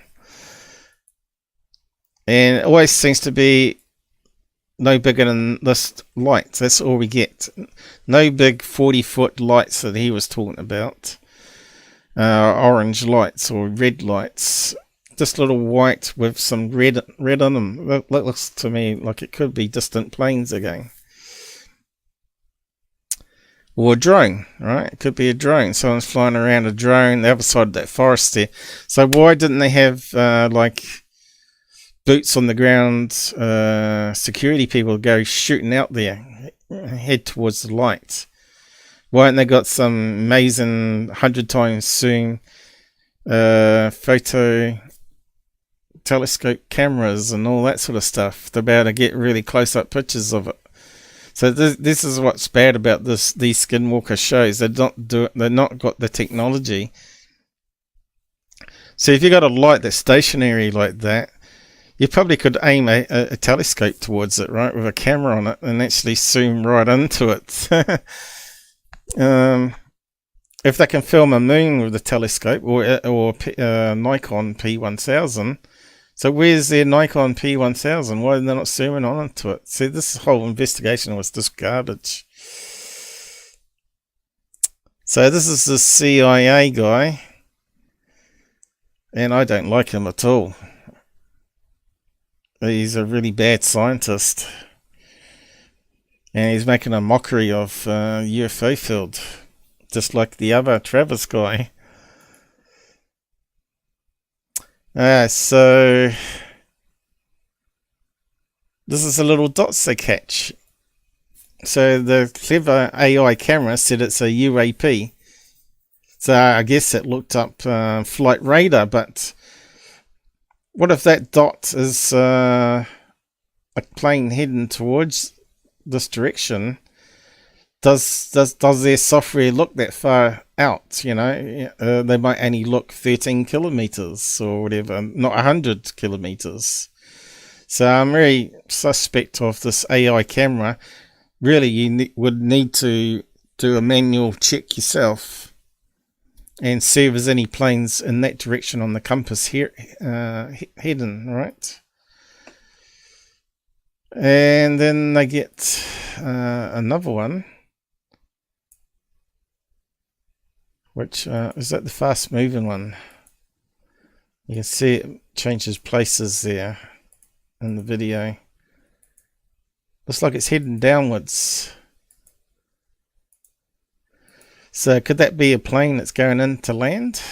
And you can see that's really going to be at the extreme limits, and you're not going to hear it if it's an airplane. I think one of them was a pigeon that took off. They call them streakers, but I think it was a bird that was, or a bat. But I think it was a bird because it was heading towards a tree. I think I got some snaps of it.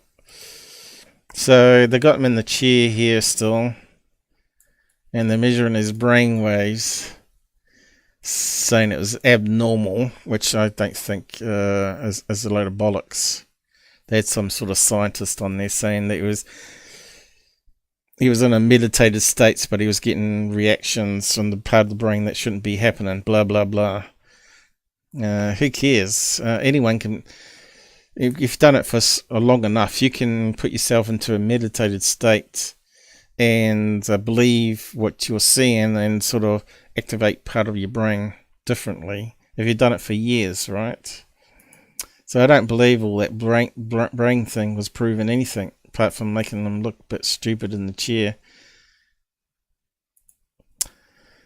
And there you go. As soon as he starts pointing, stuff starts to happen again. Again, I reckon he's signaling to someone. And what's the AI camera there? So here's another one, just another dot, which looks to me like it's not actually a sphere at all. Looks like it's multiple lights in the distance. And you can... But it could be a high-powered torch, right? It's in the woods and it's like low level here. We don't see any overhead GPS data. See what's actually possibly on, if that's a ridge that someone's driving along with a torch out the window. And then it seems to be in the same place again. This is the next frame. And then the next frame, it gets dimmer. Like someone's dimming down the torch. Next frame, it disappears. And then it appears and slightly further along, like it's pulsing off and on every second, which again could be a plane because their red lights do flash every 1 second, but it doesn't look like it's red to me. So I reckon it's possibly a torch someone's aided and abetted him to fake this for the TV crew. And here he is being interviewed again. And you can see he's looking this way quite a lot in this interview, which means he's making up the story. And he's looking straight ahead with a stupid look on his face. I don't know if I got any more, but there was several times he was looking over this way instead of over here for memory recall like he was at the beginning. So I think at the beginning was a benchmark. If we go back to the beginning, when they were just asking him stuff, you can see here he's looking down to the right, which is memory recall. And also here, looking directly right. So that's his baseline there. But now if you look at talking about his other experiences of aliens, he's telling lies. These ones. You'd have to watch the episode to see what I mean. It's not looking the memory recall thing. So that one there is just showing them up. So here's the people. Here we go. Oh, it's John Alexander. That's what I was looking for. Colonel John, not Stephen or whatever I said. Robert. So that's when he was back in 2008 or 7, is it? Looked a bit younger there. Yeah, so we're meant to be looking at who that guy was. So these are the people that believe him. So I'll just try John. Let's see if we can find out some information on him. Oh look, fraud popped up there as an option. Let's type that one in. Okay, see what comes up on that. Show results for fraud. After reading John Alexander's previous work, UFO Myths. Okay, so let's have a quick read of this one. Oh, got a few stars going below 4. It's not really good. Buy this book. No, thanks. So it's all about money. I told you it's all about money with these guys.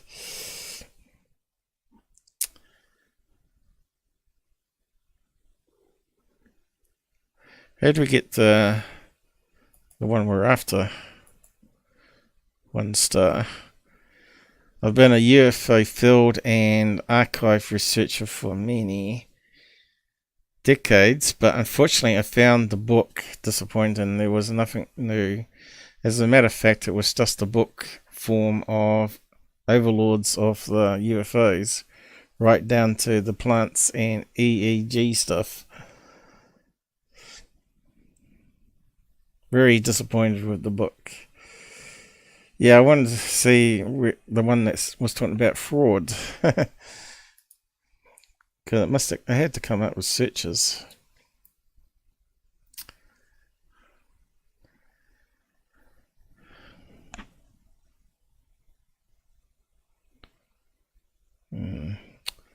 That bell.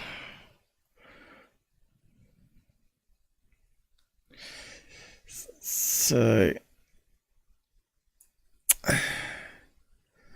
let's find out his bio.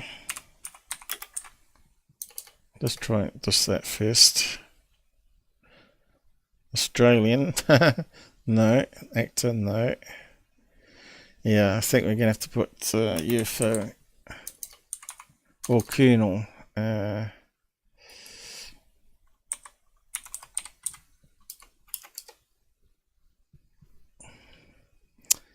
I suppose he's part of the military industrial complex. That's probably why no one trusts them. Oh, here we go. Is that the one?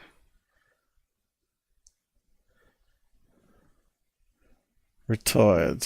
Which one are we looking for here? Let's have a look. Try that one. Does it look like him? Yeah, that's him in the younger days, isn't it?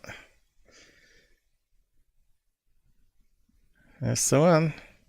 UFO researcher. So what's about this guy? Why is he like Bledsoe so much?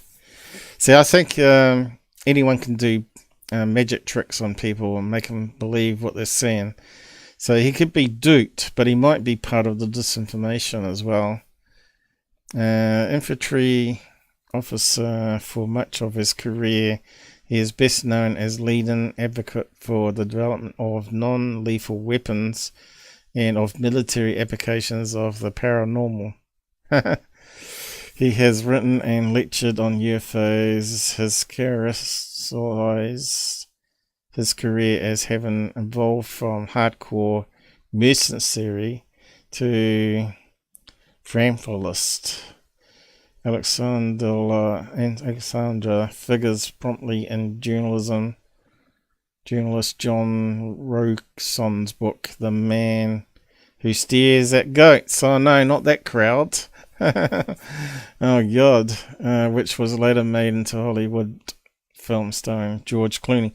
If you've not seen the movie, it's actually quite good. Go and have a watch of it. But there's a 3-part documentary from BBC, if you can find it still on YouTube,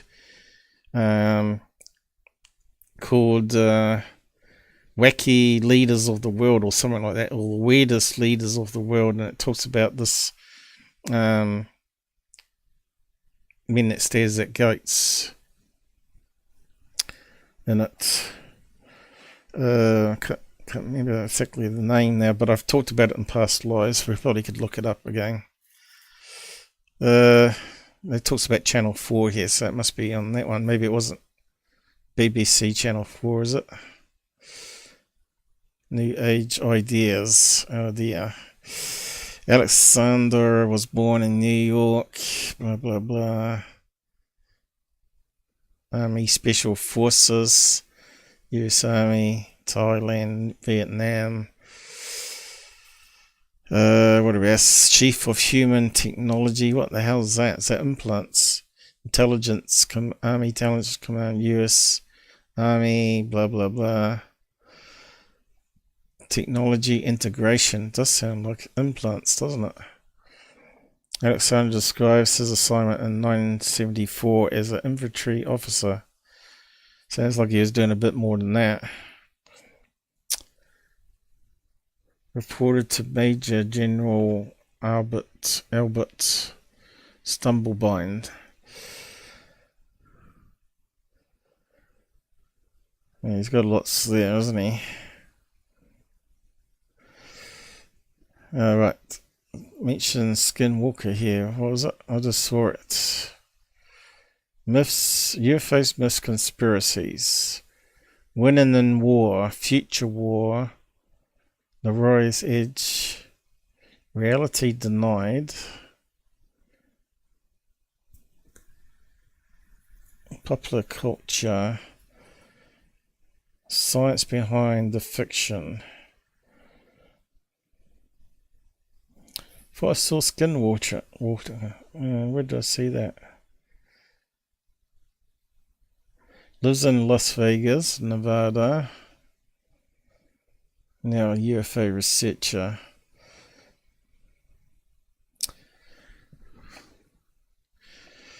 He sounds a bit dubious with all that military background.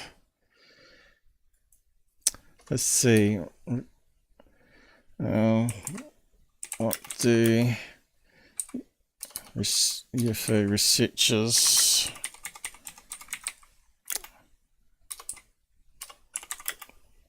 trust him? See what comes up. Plants UFO doubts in new book. Okay, let's have a look at that one. Maybe he's trying to debunk it, is it? Hang on, just need a drink. UFO believers have linked retired army colonel, to everything from military abductions to mind control. Now Alexander, who served as a Green Beret in Vietnam, tells the story of advanced theoretical physics group, an informal band of government officials who took it upon themselves to find out whether there was a secret federal UFO project, UFOs myths, blah blah blah, is likely to infuriate both believers and skeptics. Alexander says there was, in the end, no government conspiracy to cover up reports on UFOs. Well, we know that's not true. Come on. So that's probably why they don't trust him. Anyone that's in a real UFO research out there would not trust this guy.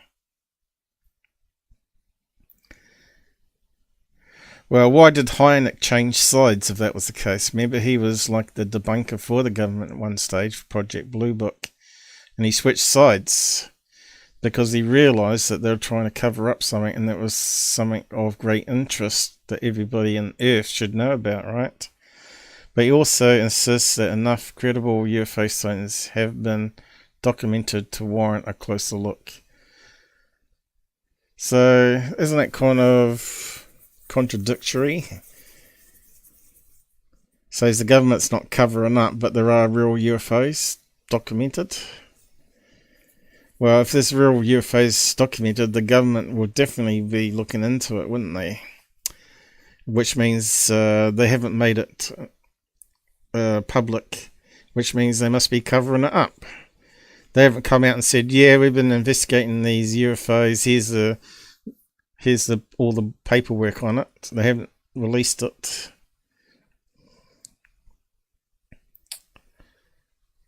So what else we got? So I can see why he's not really trusted, and hanging out with Bledsoe is another reason why, for me anyway. Alright, here we go. Skinwalker Ranch. He talks about it there. The Hutchson effect. Well, that was to say a trick. The video that everybody sees with stuff floating upwards looks to me like he was faking it with a camera, and it was actually dripping downwards and just inverted it.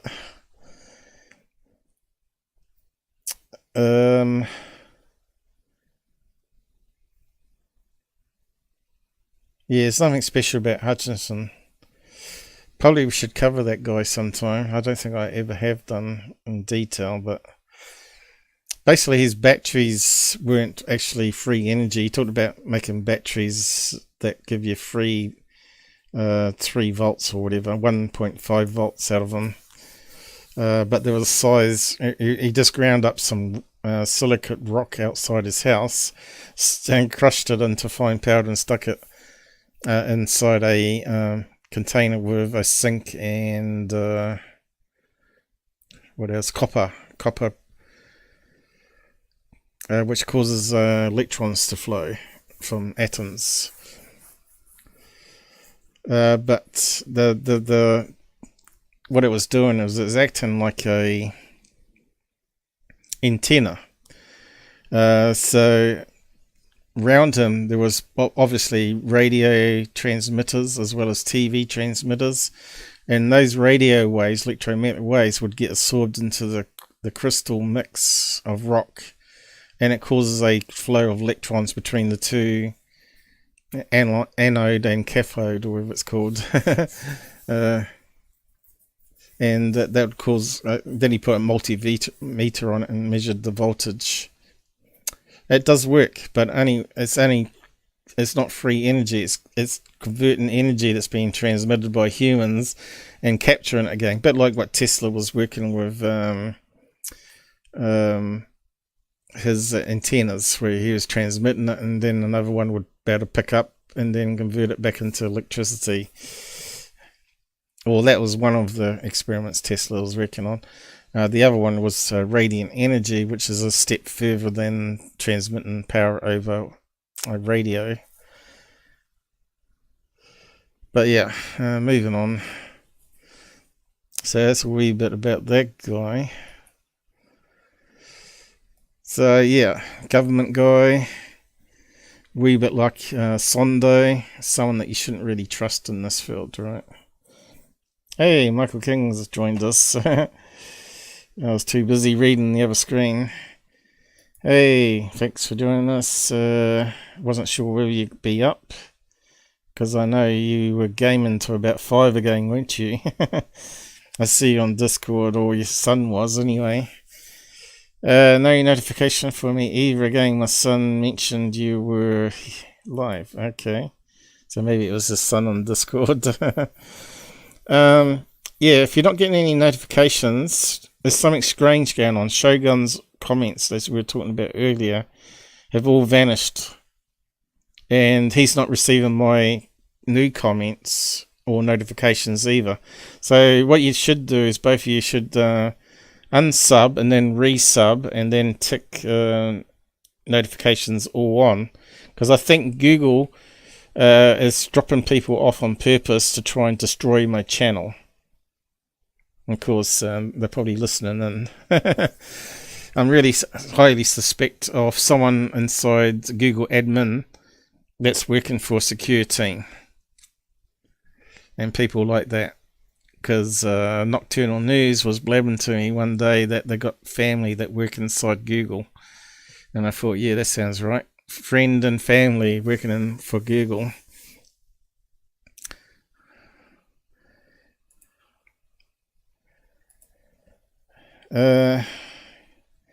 Yeah, Hutchson effect. I should cover it and try and dig up the old videos where it looks like it's lifting up a cannonball. I think it was. It wasn't a bowling ball. It was a ancient cannonball made of metal. I think it was. Which you can do. He was mucking around with high voltages, right? And it was using like surplus old military equipment that would charge up to high voltages. So much so that it was opening and closing the sliding door of his neighbour. So he got banned from the apartment in the end, and then they confiscated all his equipment in the apartment. Maybe because he didn't pay his rent, probably. But yeah, I think that footage was a wee bit suspect. Everybody was a wee bit suspect because it wasn't filmed properly. It's a bit like Skywatchers. I keep going on about Skywatchers not doing things correctly, where they don't film themselves filming it, so they only film it on one camera, and he's only managed to get it to work once, I believe. He hasn't managed to duplicate it. So why is that? So yeah, I don't know. The guy's a bit of a crackpot, isn't he? Have you ever seen him? He's probably a nice guy, though. Hey, cheers. We'll try that. Yeah, was my boy gaming all night? Oh, you know that's meant to be bad. We got them talking about people spending too much screen time. That's me gone. 17 hours a day on here. But yeah, I don't game. I used to game a wee bit, and I was into the strategy ones where you move tanks around and stuff on the screen and try and take over the other person's resources.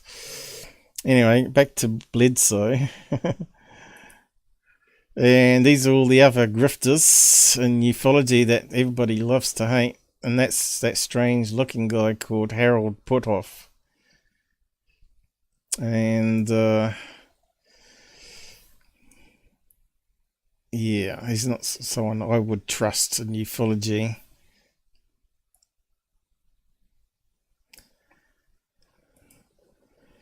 And then they talk about NASA.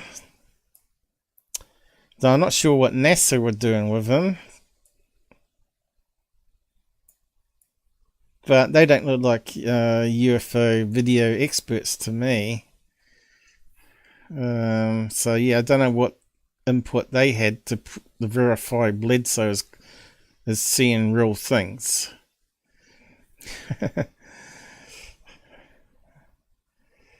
And who's this guy? With James Semivan, former CIA Red Flag Operations Officer. So, yeah, are they all part of the disinformation and ufology now, working with Bledsoe? So that should be a red flag there. I don't think if any CIA wanted to come and visit me, I'd say piss off, wouldn't you? Because as soon as you've been hanging out with CIA people, your reputation's down the drain. And you don't know if you're being controlled. And this is another red flag for me. UFO of God. This is money making plus religion being forced into the UFO thing, which we don't need. Saying it's a true story of Chris Bledsoe. A spiritual journey of missing time. Clouds of fire. Healings. There's the healing stuff. And what's that say there? I can't quite read it. What's that bit in the end? And if I zoom in, it distorts. Transformation. What a lot of cobblers. And we're back to the start going. So that's that whole episode. It was just garbage. So we only got a couple of dots in the sky that were moving around. One looked like a torch. Other ones looked like possibly a satellite. And another one looked like it was a bird flying through the frame. So it must have been that that one somewhere. Where was it? That one of the tree, I think. Is that the one? Yeah. Just zoom in. Yeah, it kind of looked like it could have been a bird. I think it was... it kind of looks like it might have wings on it there, doesn't it? And it's heading towards the tree. I think I only got one snap of it, unfortunately, but... Yeah, they talked about this one here with this light moving through the sky. I think that's just a satellite. And the funny thing is, they go back to Travis on Skinwalker Ranch and ask him. He says, they kind of look like satellites to me. So he was probably looking at this one here. And you can see this one's actually got some dirt on the lens. Or some dead pixels on the sensor. And that moves around. But you have to watch the episode. It's Beyond Skinwalker Ranch, episode 8 on season 1.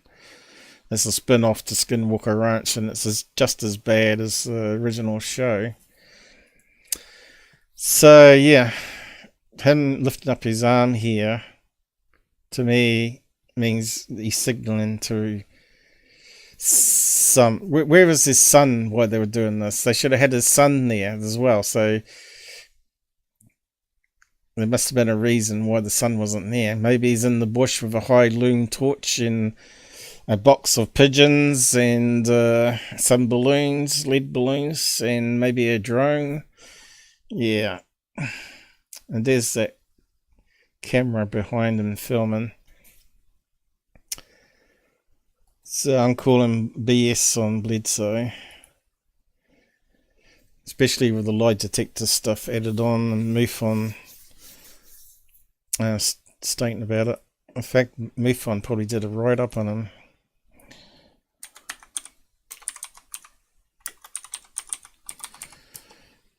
I don't know if we can find anything. It's always going to go back to UFOs over Earth, I think. Yeah. See, there he is. Typical Google. Always plug in the TV shows. That's where the money is.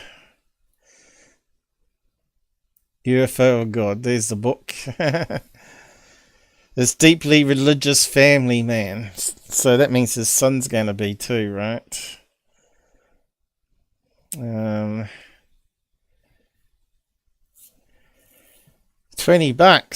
US, so that's $40 New Zealand. That's a quite expensive book. Technical books here go for at least $100 up to, well, the sky is the limit, really. One of the books I got at university was like $500 to get. And it was written by the professor. And you had to buy it because he used it as a course material. So this is how they make money. These people, university lecturers, they write a book and then they make it into the course material. So you buy the book, and the library only stocks one, so you can only hire one out. So let's plug in his book there. Still his book, an audio book of it. True story. MUFON. Oh, here we go. The Texas chapter. Let's have a look at that one. Black Vault. Might get some truth on it.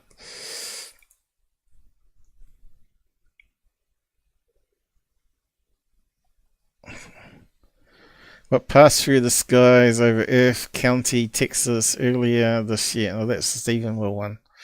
Yeah, that's a really interesting case, that one. We want to know about Bledsoe. Where's Bledsoe? Looks like it's a scanned-in document. Oh, let's see. I have to turn off that filter. That's terrible.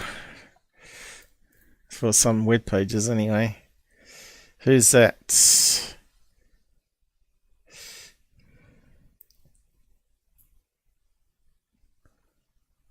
What's it saying there? Come on, zoom in. It's not zooming in. Recorded cases, 300 reported cases.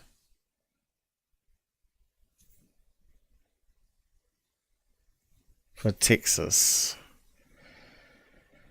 What's that telling us though? 97.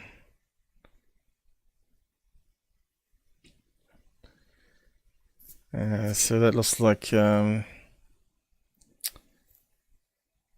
Stephenville case. Yeah, they picked it up on radar, didn't they? That one. Robert and I have talked about it in the past, but yeah, it's quite an interesting one. More information came out since we did that live, like the radar data. What's that one?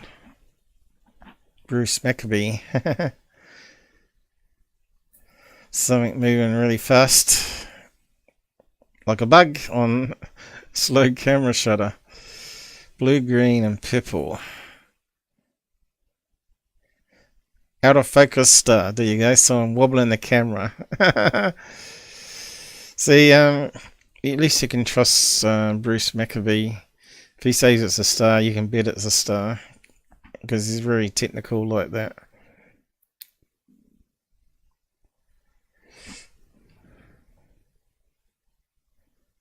What have we got here? Stephenville. It's too much reading for me. Field investigator.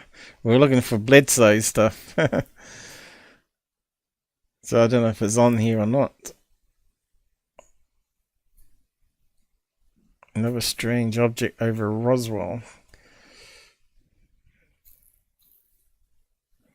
That's not the one they've been plugging this year from James Fox, is it?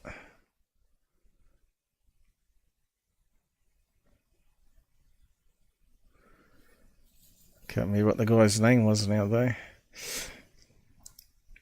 It's too much to remember. All these names and the dates. More attacks on MJ12. Oh no, Stanton Freeman. What have I got here? Fireflies. Oh, that's a TV show. Well, that's the original guy. Remember that the children now teamed up with what's his name?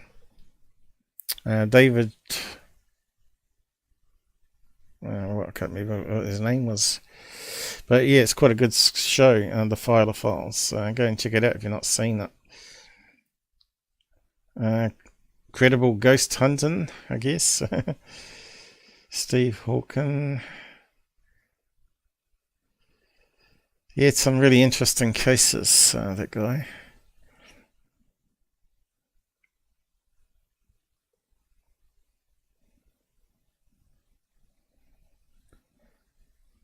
I didn't see anything on Bledsoe unless I went past it.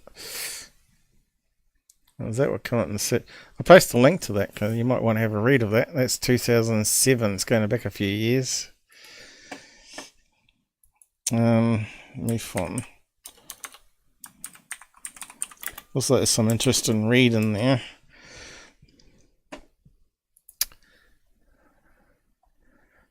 But I was trying to find their report on Bledsoe.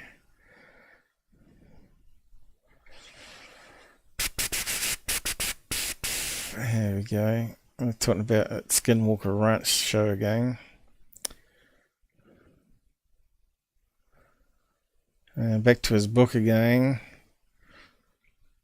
Part 2, MUFON involvement, Richard Dolan.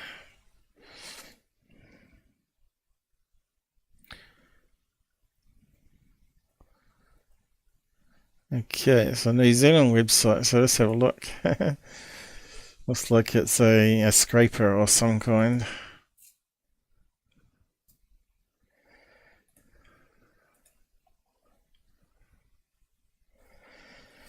Looks like it's repeating something from the other web pages, isn't it?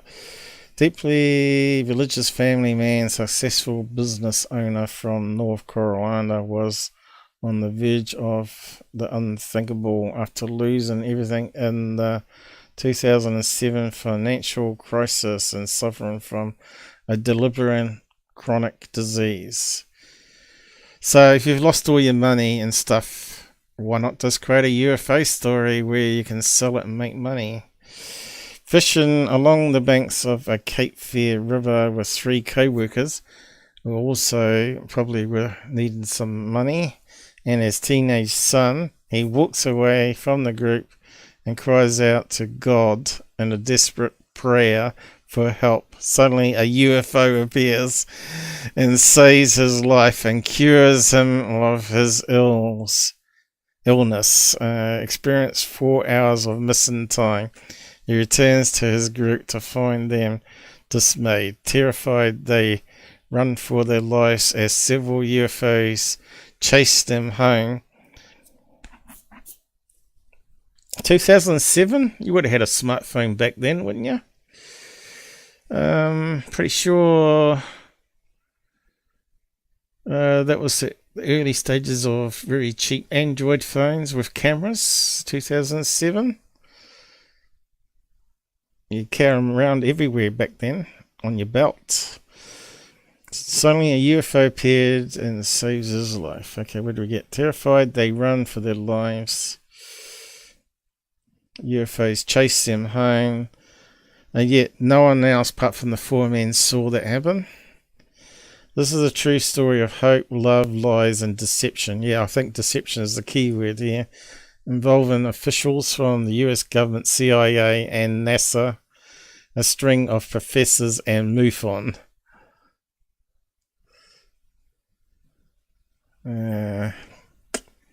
Let's look at the video. So they scraped that from another website. Not going to play it because it'll probably be copyright and tedious to listen to, probably.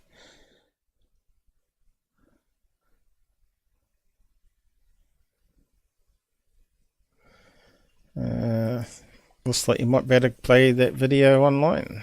Let's have a look. What's this say? Got it. Released 2008.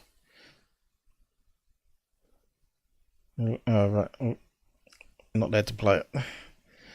You can rent it. Thought it might have been a free watch of it or a clip. Might be worth having a look, actually. It might be a clip we can play, but then again, isn't it Discovery Channel? It doesn't honour fair use. But maybe I can find the links for you. Let's see.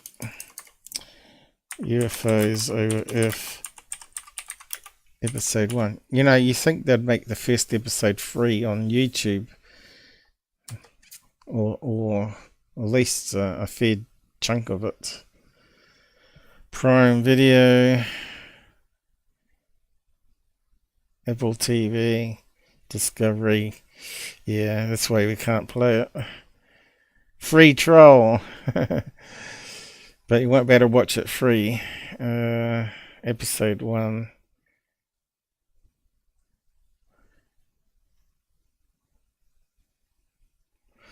Yeah, it looks like there's plenty of links to it, but doesn't look like there's any free ones here anymore.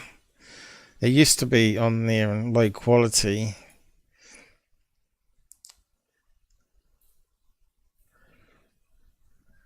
And has a lie detector bit on there. They film and haven't it done, and then they discuss the results at the end.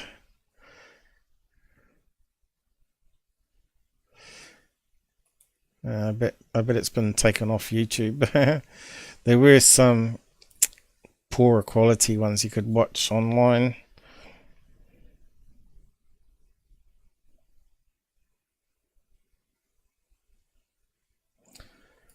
But you can see how useless this search is. We're looking just for that.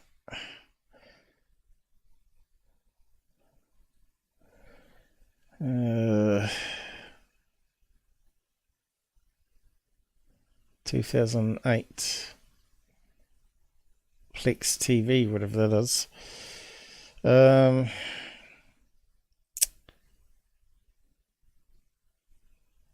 You think there'd be a little clip we could play? It's very hard to find stuff now, unless you go to pirated sites, of course. Oh, look. That's the episode that I shared it on. I bet it's not available now. So what episode was that on? BitChute. This shows you I can't search my own YouTube videos using Google, but I can find the alt media links to it. This is censorship for you. Let's just click on it. BitChute. What live stream was it on? Where I've covered it before. Dr. Taylor. What is that? Oh, they're my various videos, right? So, where was it then? Because I thought we went to the page it was linking to. 1 week ago.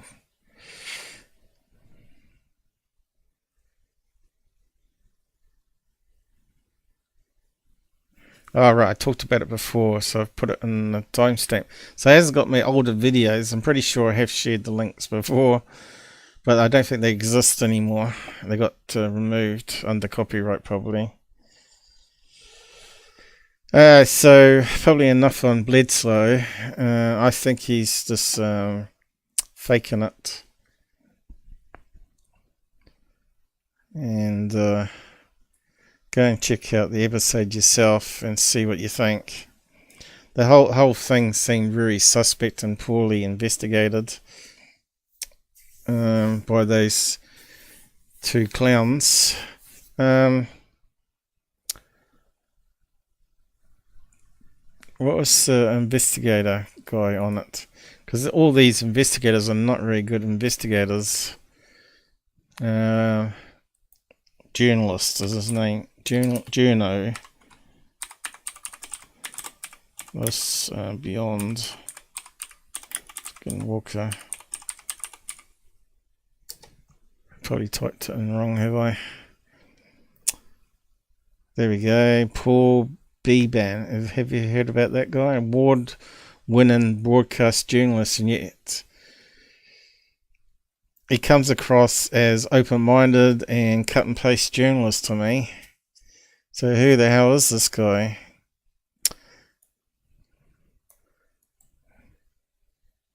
Search. Is that the guy?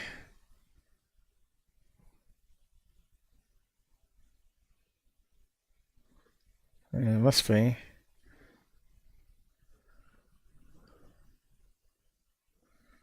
So,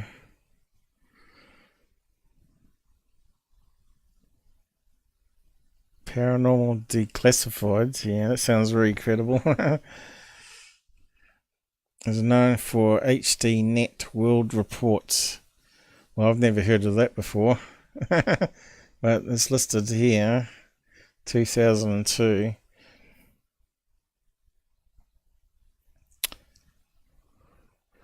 So he sounds like another Paul Ross Cohart. Right. He's meant to be award winning, but he didn't do very good investigation on that so-called claims of pedophiles and UK government thing, right? So he's award-winning journalist. Who gives a crap? Doesn't mean anything, especially in ufology.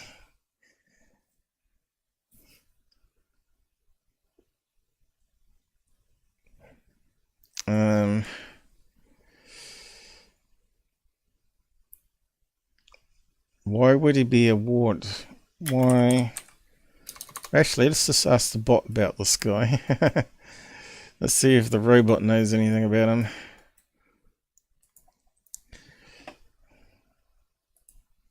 If he's that famous. Who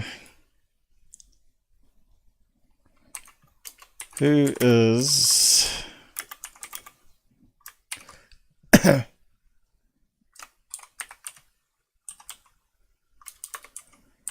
I've tried double question. I haven't tried that before. And why did he win an award? Shouldn't be too hard to get for it to look up. Paul Beban. Yeah.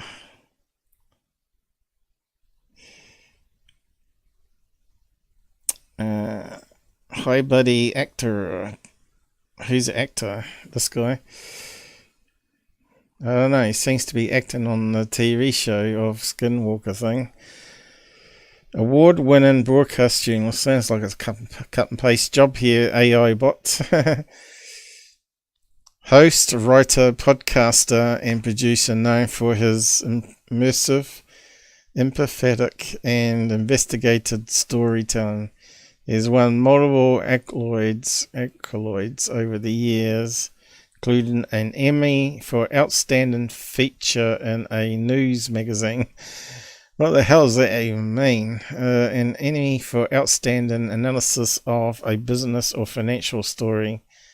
Long form. He also earned laurels for his reporting on 9/11.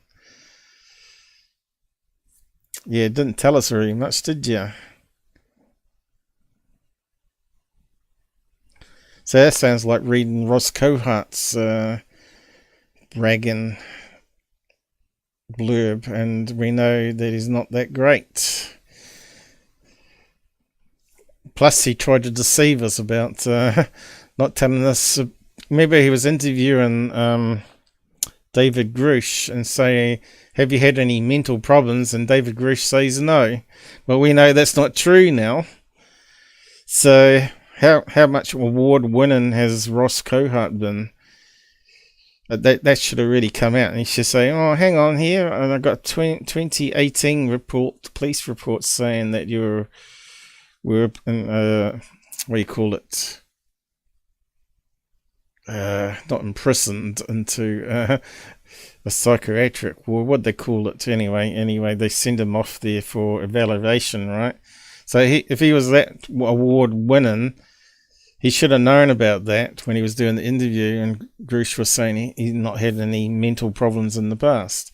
Well, that's not true. It should have come out there and then, got it out the way with.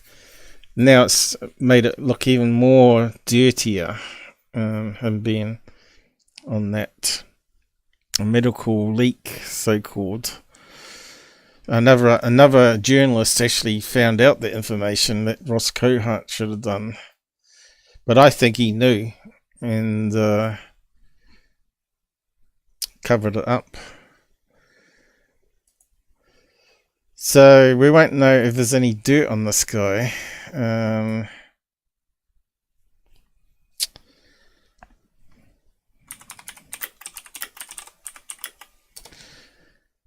Has he been caught with copy and paste?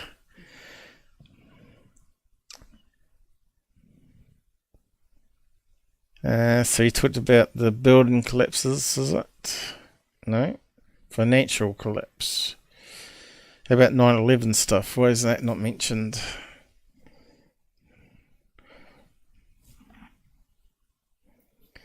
I don't even know why he's on the show. He's a journalist. And yet he didn't investigate Bledsoe and bring out, oh right, on the show, oh right, we've got to mention about MUFON and this lie detector stuff. So why is that not included on the show if he's that great? Yeah.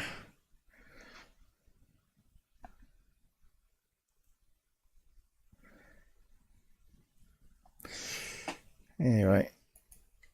What the hell is Paranormal Declassified, you know? What does that even mean? Let's have a look at that one.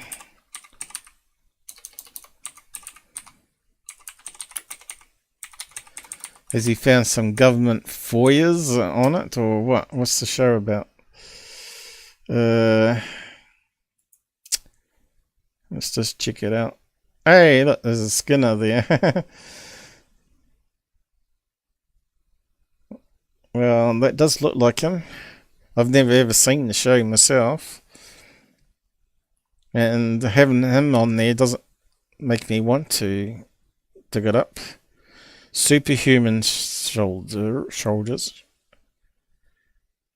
Cattle mutilations. What else we got? That's it. That sounds like the Black Files. There was a show called Black Projects or Black Things done by another guy. He did a very similar one.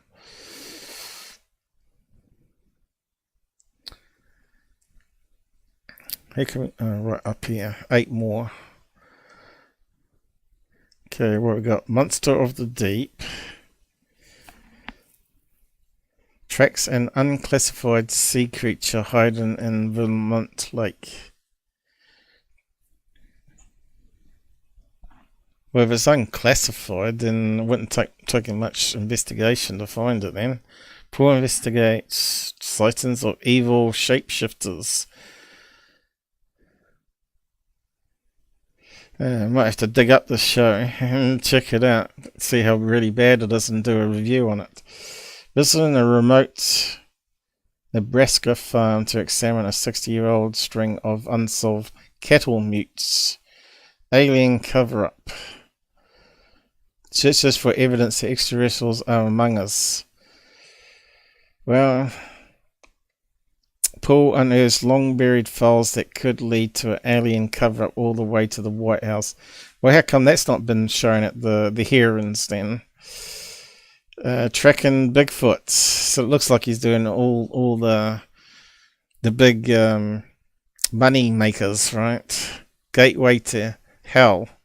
Investigates a reported surge of demonic activity in America, overwhelming the Catholic Church. Zombie apocalypse. How many times has that been done on different shows? COVID-19 spreads across the globe. Might have to try and dig that one up and have a watch of it. I'll get back to you on that one. Let's see how bad it is. If it's as bad as the Skinwalker show, then forget about it.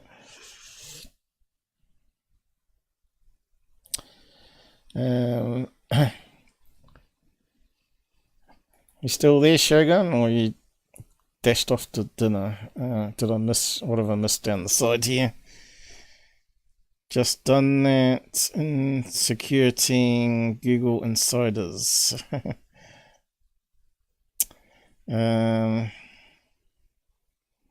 Cobblers. Not sure what these comments are related to now. What sort of college rips students off like that? It's disgraceful. Okay. Hi, buddy. Yes. Don't believe in it. You don't believe in what? UFOs, aliens, or Bledsoe? Scam. All things happening in one person's backyard. Yeah, it's kind of a bit suspect, so I have to agree with you there. But that's the same with 18 mils, right? But it might be that in his case, he's in an area where there's a flight path where they come in from. Black Ops may come on a flight path there all the time towards heading off towards the Air Force Base somewhere. But yeah, Bledsoe, I think he's just filming distant airplanes mostly, or other things being pranked. It may be someone that's pulling the prank on him. But the way he was raising up his arm there, I think he was signaling to people. That's my gut feeling, and generally my gut's right. Yes, I'm here. Cool. We're talking about college lecturer books you got to buy. All right. Yeah. I remember now. Yeah, it's very expensive. It costs more than the admin fees. But anyway, in New Zealand, if you're age 21 or over, anyone can go to university. Before then, you got to get university entrance certificate from high school. So you have to do an extra year at high school, and you have to pass it, and then you get accepted in. Because they only got so many places, right? It's funny, first year computer science course, there is literally 300 people in the lecture theatre. And it was also easy stuff like what is binary, how to add it together, and all that sort of stuff. It was really basic stuff. So the first year we pretty much picked up the assignments, which was programming and exercise. You had to write this little code and submit it in. So we'd just go there, pick up what the assignment was, dash off, because the computers wouldn't be in use, right? So everybody's staring hard at the lecturer, listening in. Well, me and my mate knew all that stuff already, and then went and programmed the assignment, did it in like half an hour or whatever, handed in, got a pass, B+ or whatever. We didn't really care. I didn't really care as long as I got a pass in it. But my mate would always want to get an A in it. And then we'd just go and lay in the sun and on the lawn and then go nightclubbing and all that sort of stuff. It was a good life the first year. That was an easy year to pass. The second year, that 300 people dropped down to 50, I think. 50, maybe slightly more than 50 people in a room. So they don't use the lecture theatres for those small numbers. So normally you get a little, like a classroom. And then the third year, that wivels down to under 20 people. And once you pass your third year, then you get the degree at the end of it. And some people go for honours or masters, and that's another year tacked on. But half of your degree in computer science is, 60% of it is on computers. The other 40% you got to do other topics. It could be anything. It could be philosophy. It could be psychology, art, even music. So I did music and electronics and all sorts of other ones. And man, they were so hard. The electronics one was impossible. We had this like German guy, couldn't understand what the hell he was saying half the time in English. And he was just terrible at teaching. And yeah, I think the electronics book alone was like 500 pages in for it, and cost like $200. Not sure if he wrote that one though. I don't think he did. No, I think it was just one he recommended. Yeah, we did. You know, with all the other topics on top, I didn't have time to concentrate on doing electronics, and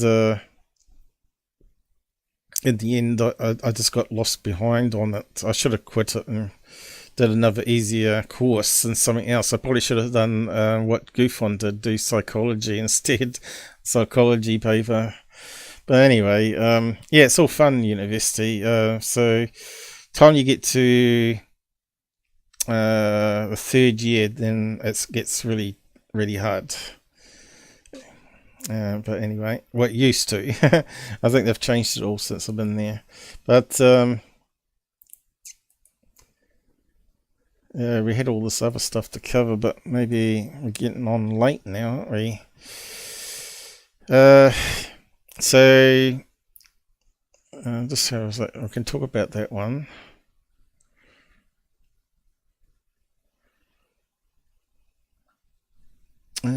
Yeah, I was going to talk about that guy too.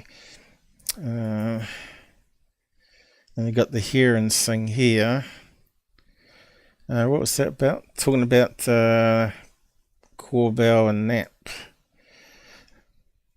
Oh, we'll just go to this one here. A new show come out called Expedition X Season 6, in case you don't know about it. Josh Gates in the first couple. He doesn't always end up with the team. It's like an offshoot from Destination Truth, which was a much better show. I thought it was all on paranormal and UFOs and stuff. And then he went to... Then the company sort of ended the show, and another company bought up it and tried to rename it Expedition Unknown, and that ended up being less on paranormal and just visiting archaeological sites.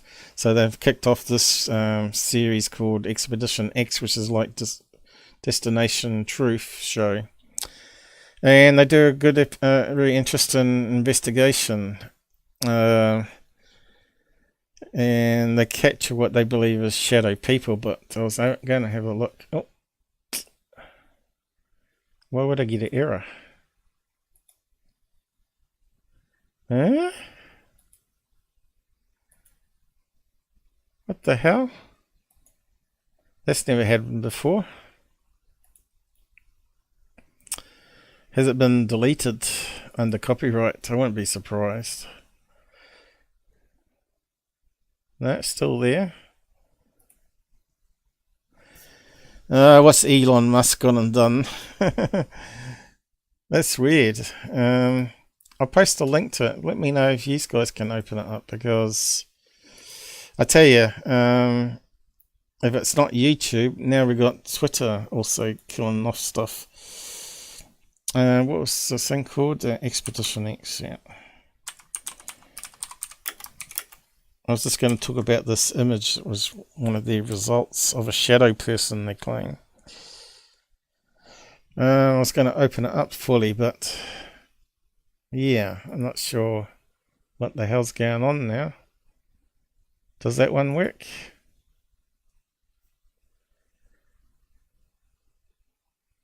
And it goes to the promo link. Well, that one worked. Anyway, I have to zoom in this way, I guess. Now, they were taking pictures of a Polaroid. Apparently, you can still buy them in the film. You can see how bad it is too, though. It doesn't look really in focus there. But it looks to me like her shadow is going right behind her. See that here? Looks like the shadow is right behind, but whether there's multiple sources of light casting it this way. But in episode 2 they're trying to debunk it and they couldn't replicate it. So it kind of looks like a person standing next to her. But I don't know. I don't know if we can enhance it. But we can't even open it. Whether I can save it would be another thing too. I don't think I have it handy. Let's see if we can improve it a wee bit and have a better look at it. What's it say there? Looks like it might save it.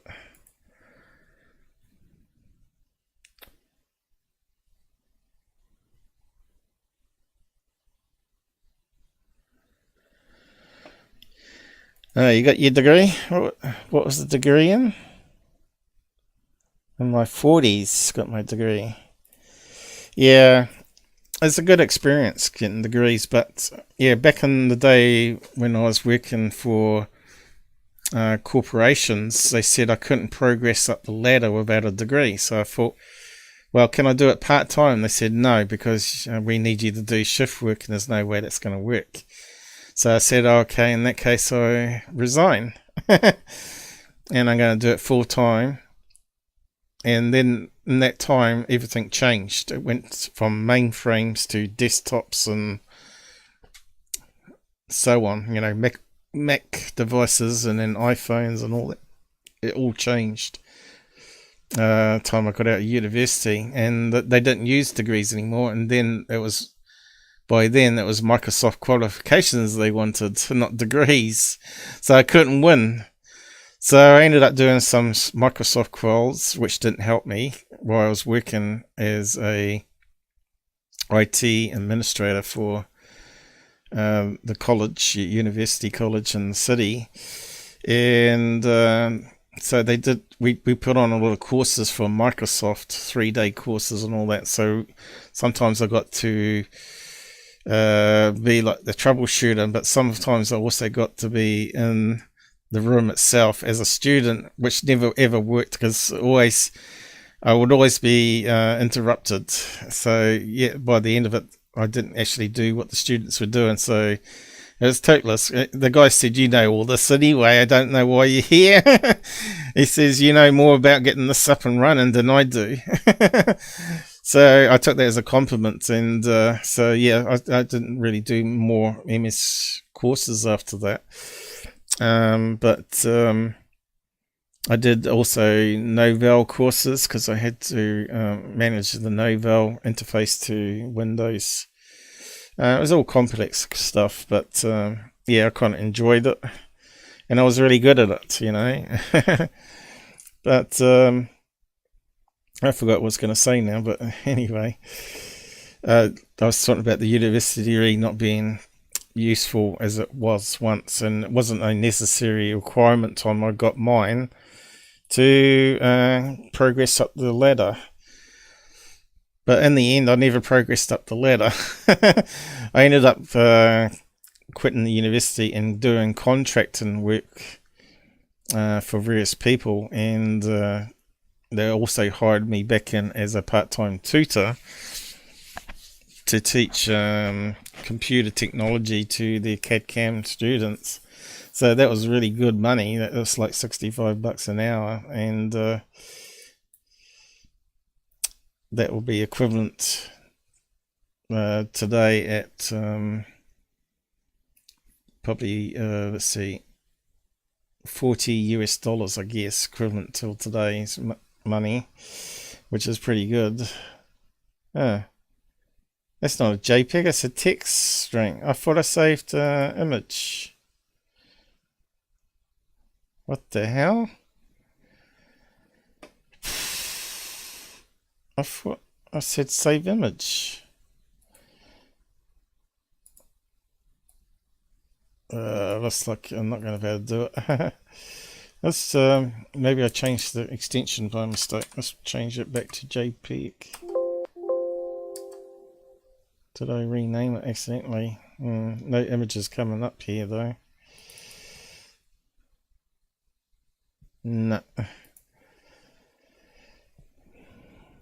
Yeah, I'm probably close to it, have I? Let's try again. Save link as, save image as.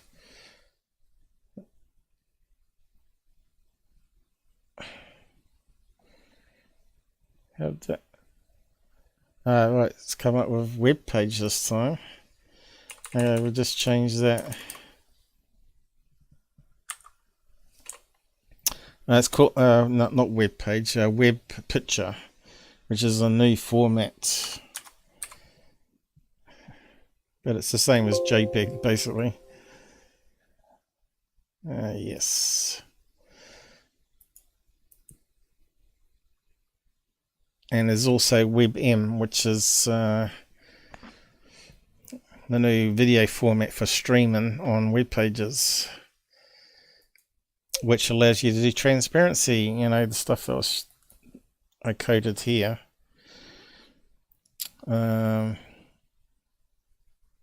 Made into videos, right?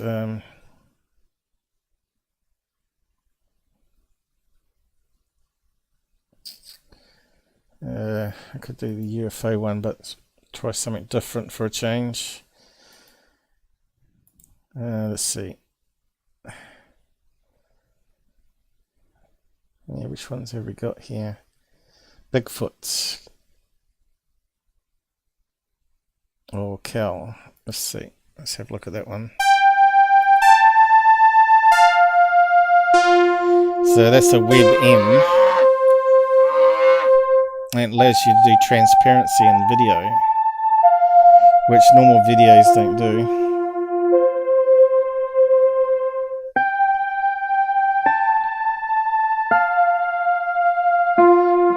Yeah, that's me playing on this keyboard too.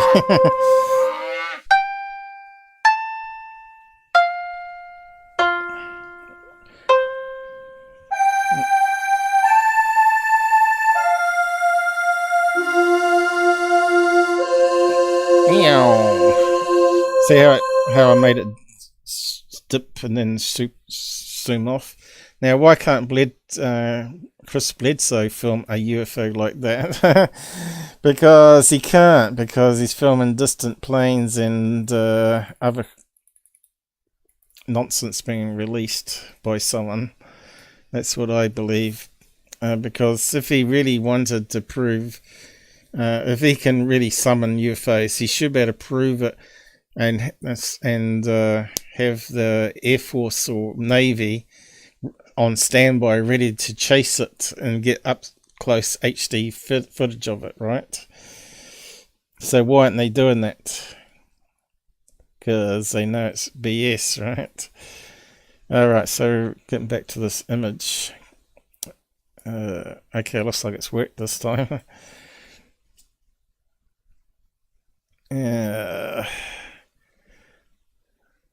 I use this special one I did up here.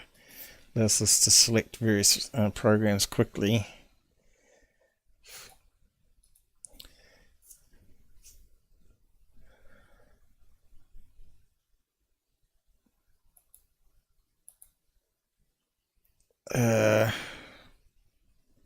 New version out.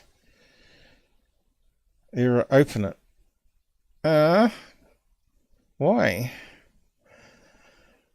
The preview worked. Oh, that sucks. This.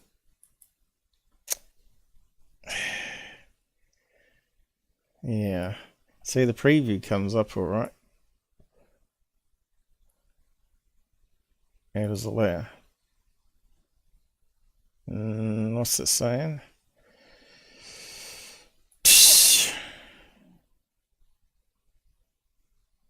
Insufficient buffer.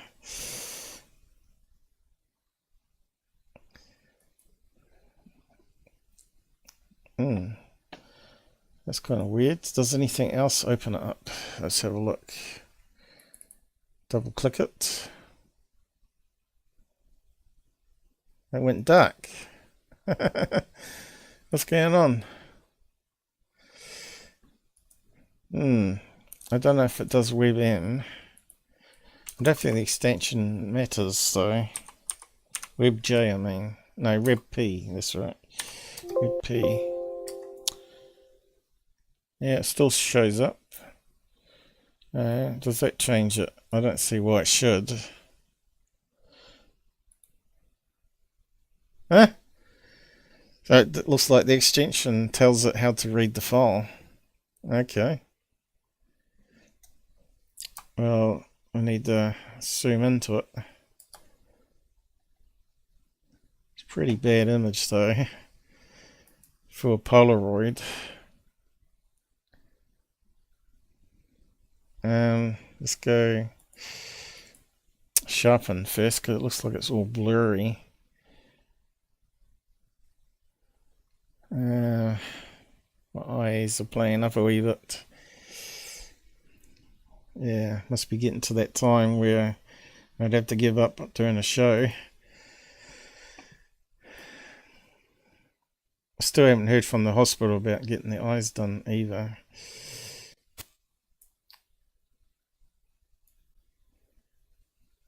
Ooh. Almost looks like... it's interesting though. It's got some weird bits showing up here.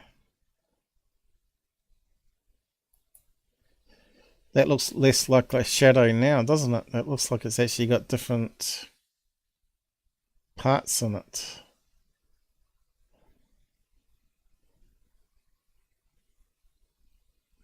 Is it seeing the windowsill through it?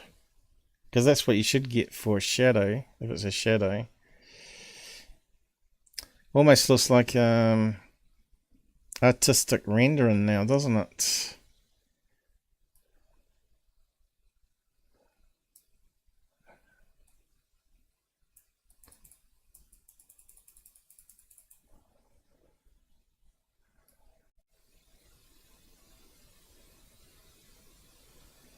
Less of a radius. That's a terrible picture.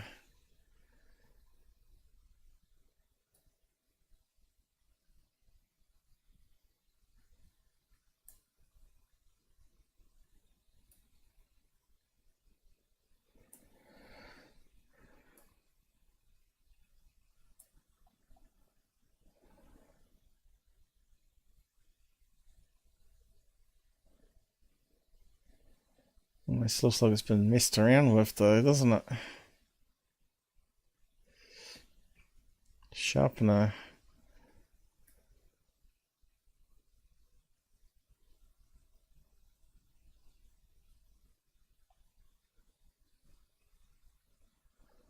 Well, let's look, the eyes are better there.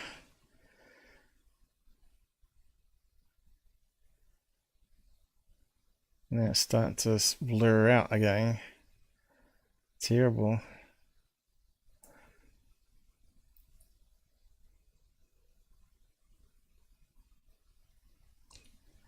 So you go from blur. It does sharpen it, but it adds in artifacts here and here. But it looks like there is something white bits shining through this. Doesn't look like a normal shadow though, does it? It looks like it might actually be a shadow person. Well, that has improved a wee bit. Let's see, brights. Can get rid of the white bits. But then we lose her face looks blurred again. See that? It needs definitely needs the whites in it. And you turn down the blacks even. Yeah, so it does sort of work.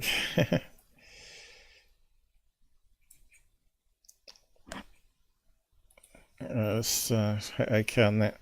So it doesn't look blurry now.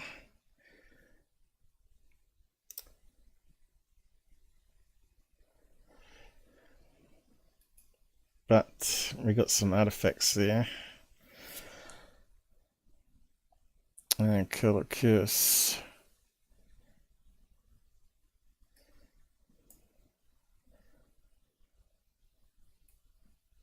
Like this. Now, does that look like a shadow?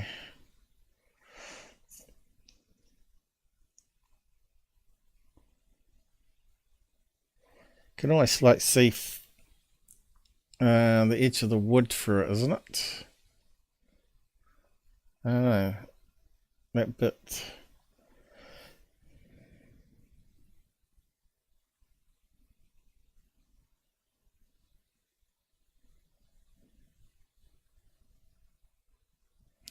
Almost looks like there's a face there though, doesn't it? But is it here? Looks like it goes there and around there. It's not matching up with her head here, I don't think. Although it's been cropped off.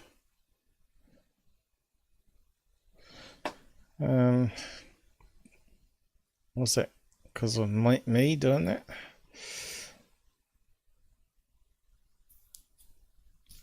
Or did it get cropped off?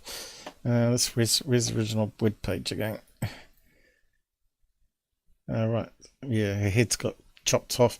So that's the information that we want up here to match around there. But you can see my image is a lot sharper there. But it kind of still looks a wee bit weird. I don't think it is her shadow, you know. It kind of does look like...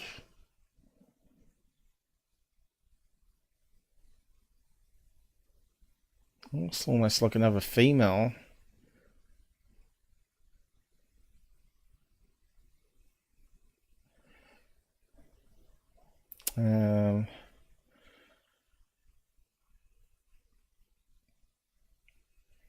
Problem is she's got her hand going down here. This one's looks like it's coming out here. Head, arm. And that looks like a dress, doesn't it?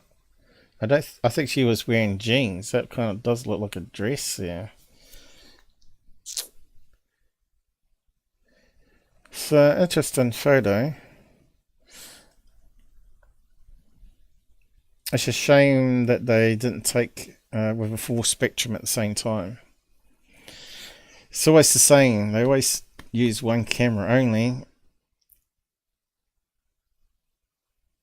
But yeah, see episode 2, they're trying to replicate it with people in the same places with the camera light and all that sort of stuff.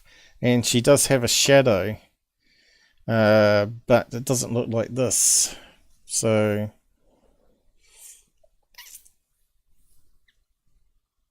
I think it might actually be a shadow person myself, because it doesn't look like it's transparent. But let's just run it through some more filters.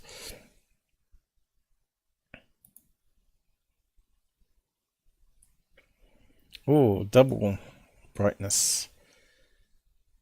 See, her head's quite wide here, and that looks like a skinny head, doesn't it? Well, that double brightness certainly has brought out some more details.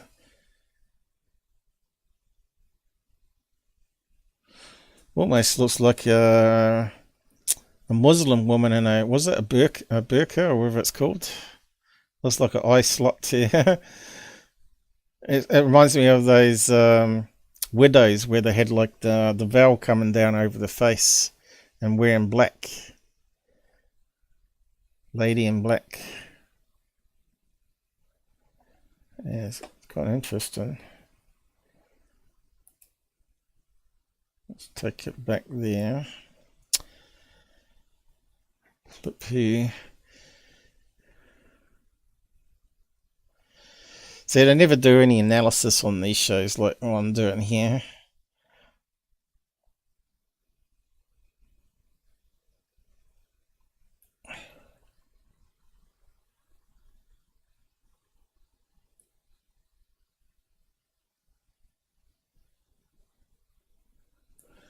See, it doesn't look like a shadow.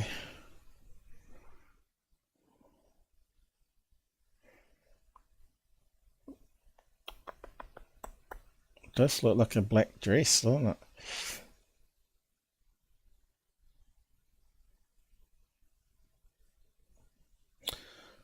But I haven't got exactly a HD version of the frame. Look how creepy her eyes are gone.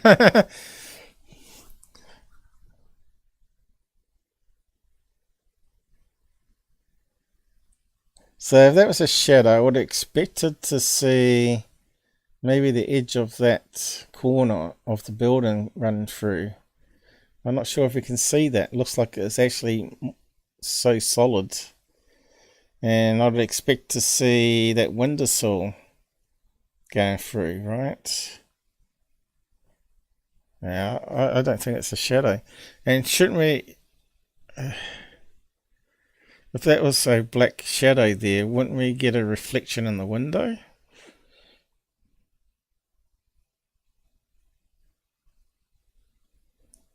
I suppose we're on the wrong angle here though. It does look like there might be something going up here. So that's reflecting. Whoa, that really makes it stand out, doesn't it?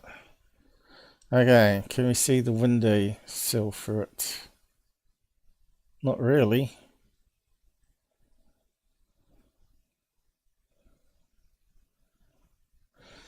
Yeah, it's interesting. Anyway, I'll leave it at that one. Go and check out the episodes.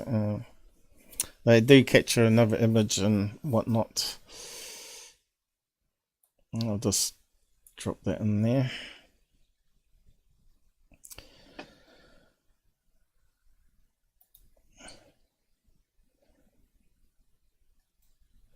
So I'm not sure what the next episode is. Yeah, we did have a link to it to see what's coming up. Yeah, I pushed it already. What's coming up? Next episode, August the 16th. When's that? 2 days time. Well, New Zealand time, so that'll be 3 days because Americans behind. Oh, here we go. Beast of Bayou. That's isn't that the werewolf Bigfoot thing? Bloodthirsty werewolf-like beast terrorizing the Bayou episodes. Anyway, they do last season. They go down and see if they can verify the UFOs entering volcanoes, and they debunked it, of course. They saw it was planes, just like I was telling you. And occasionally some hot ash would shoot out, volcano bombs. I talked about that too. Yeah, so go and check out the series if you've not been watching it. It's well worth having a watch of this one. It's quite entertaining. It's a lot better than Skinwalker Ranch in my book. So it's called Ghosts of Eli's Asylum. Beast of Bayou, Witches of Mexico. Well, that one doesn't sound very interesting. Where locals tell of encounters with witches and black magic. They're not going to tell us what's next. There must be more than that. They only have 8 episodes. Season 5. Ring of Fire. There's the volcano one. So go and check out that one.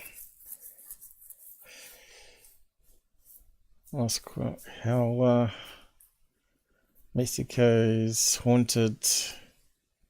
What's that word? Cenotes.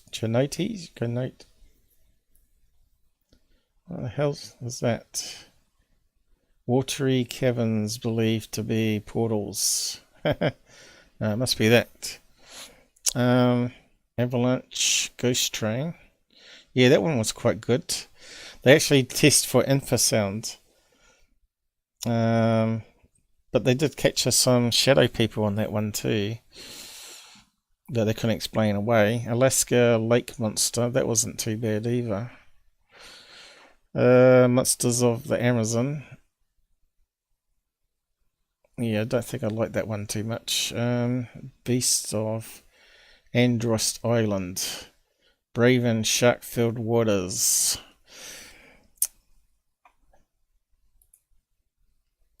Still one of my favourite shows. It's good entertainment. Now, he's a skeptic scientist, and she's meant to be a paranormal, I don't know, believer, journalist or something. I don't know, podcaster. What is her name?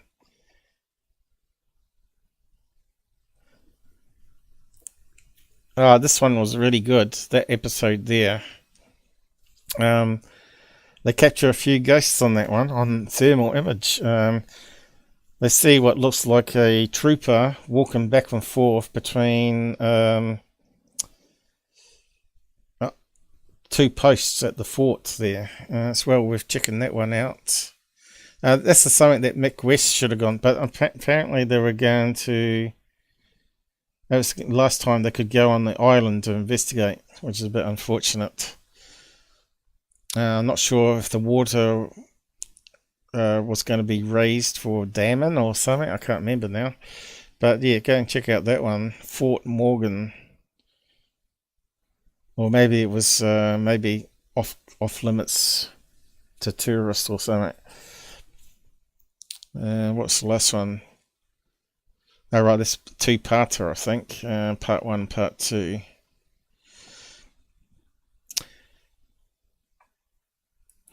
Anyway, moving on. Has anyone out there actually seen it, though? Shogun, do you watch those type of shows? How about Michael King? Here we got, your world is about to heat up. My world heats up, I hope so. It's damn freezing here at the moment. We got control over the sun. Alright, have you?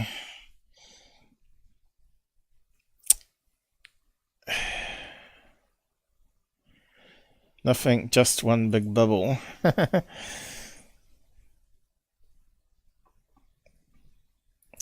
Unfortunately, I'd have to disagree with you. There are real stuff, and 99% of it is all either misidentified or hoaxed. So, what other stuff we got here? Probably have to push this again. Yeah, I have to push that one. That's a long one, I think. And I have to push Dunnan again for another one. And Faraday cage, because I'm going to have to wrap up. What's the time? Must be 4 hours into this already. Don't want to do another 6-hour one like last time. What are we up to? 3.5 hours. Okay, we'll just play this and wrap up. This is from Green Street, New York Post. I'll just play a clip of it anyway. On July 26th, there was a historic... Okay, is that loud enough? It sounds a bit low, that one. Just pump it up a wee bit. Congressional hearing on UFOs. 3 so-called witnesses, 2 of them actually never saw a UFO, testified to congressional leaders about UFOs and aliens. We previously released a breakdown of red flags, inaccuracies, and outstanding questions from this hearing. A link to this video is in the description below. The star witness of the hearing was David Grusch, who claimed... So you always got these facial expressions on him. Alien UFOs have crashed on Earth, and the government is... See, his face doesn't make any sense to me. Look at the forehead there. 1, 2, 3, 4. Who gets a forehead like that? I don't think I can even do it, and I'm old. is in possession of both the alien craft... It's my birthday coming up. in a week's time anyway. So I'm getting older. Nearing death. And the alien bodies. So he's always got that grin on his face. There's something not right about this David guy. In this video, we'll discuss the dubious characters connected to Grusch and how they they're the two dubious characters. played a role in pushing UFOs all the way to Congress. Another red flag even before the hearing started, Mick, was the presence and involvement of George Knapp and Jeremy Corbell, who's the only guy that didn't come in a suit and tie. He's always wearing scruffy clothes, doesn't he?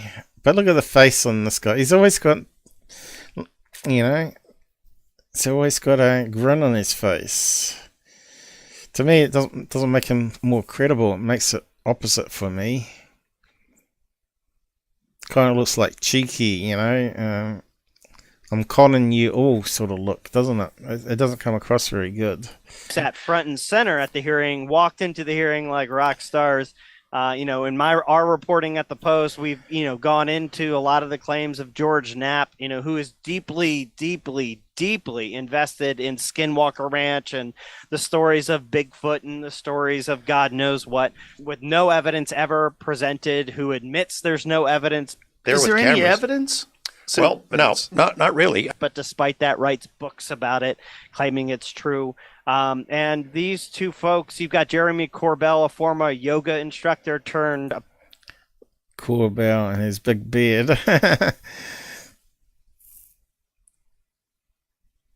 That's strange. He's got a white patch there and a white patch on his head there. Corbell is a warrior yoga instructor, artist, and fashion designer. Oh my god. Is that him here? It can't be, can it? Let's have a look. I suppose it could be. Him in his younger days. Martial art yoga. What a weird thing. Apparently military expert who's an expert on all of this. Really? Corbell, military expert? No way. All of a sudden, we learned that they met Grusch, a long time ago. Dave Grusch approached us first at it like a Star Trek convention or something. We actually did meet at a Star Trek convention. He came to the event. He heard our presentation. We spent some time together to talk about topics of mutual interest. And then they met up at a UFO conference. And there's a photo of Grusch sitting at a table with George Knapp, with Jay Stratton, with Travis Taylor. Those three deeply involved with Skinwalker Ranch, deeply involved with dubious claims of just the craziest stuff ever, have never presented any evidence. They're sitting right behind Grusch, and then Burchett thanks them.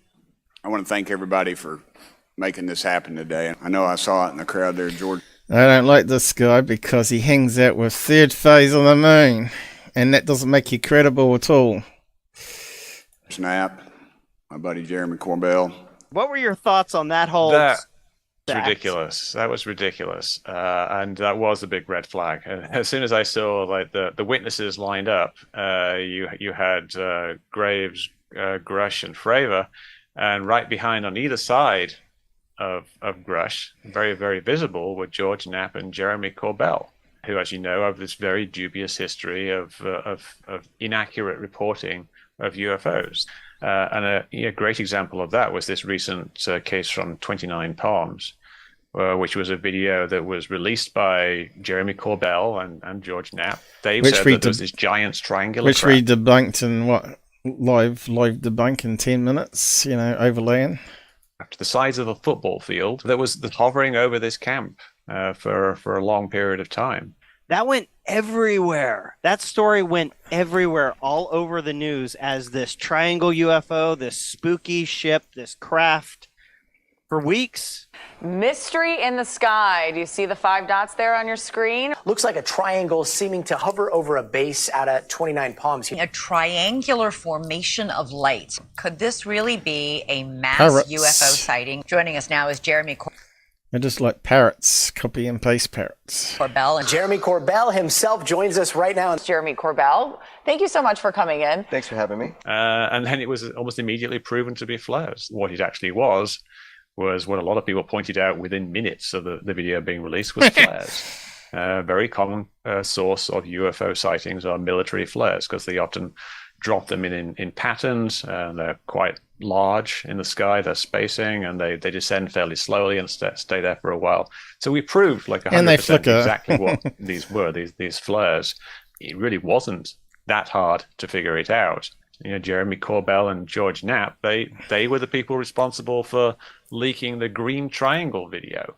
And they called it, yeah, and Knapp, Corbell, they're reporting it was flying pyramids. Yeah, they said these green triangles were actually triangular shaped. Yeah, they were actually like a bunch of things. LA-based investigative filmmaker Jeremy Corbell recently released this video taken by the Navy, showing what he describes as pyramid-shaped UFOs. UFOs are real.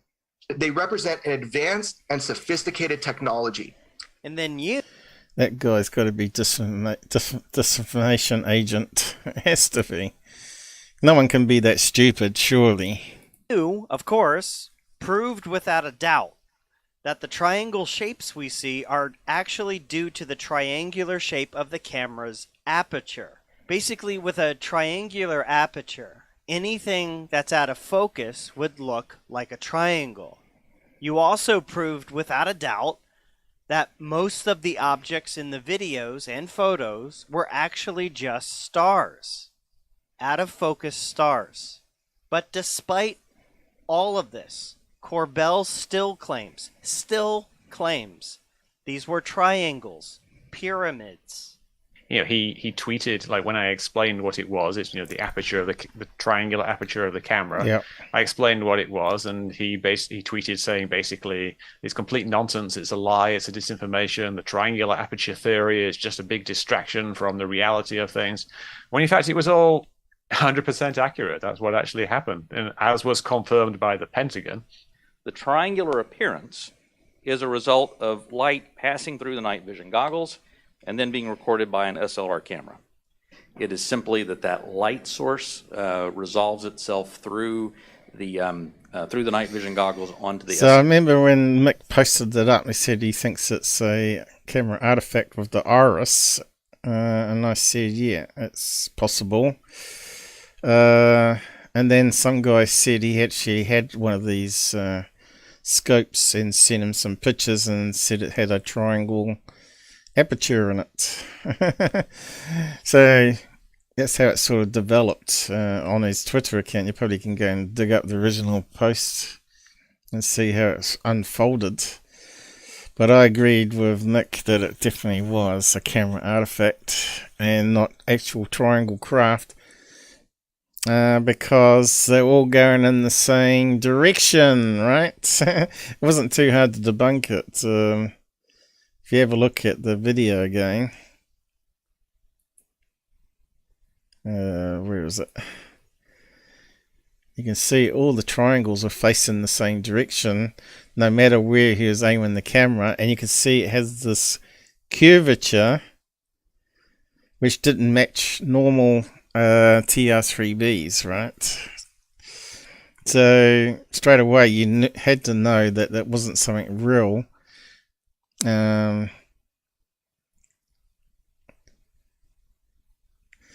But the question was, wasn't sure. I think we weren't sure whether there were triangle apertures. Turns out it's very common on these night scopes. So there you go.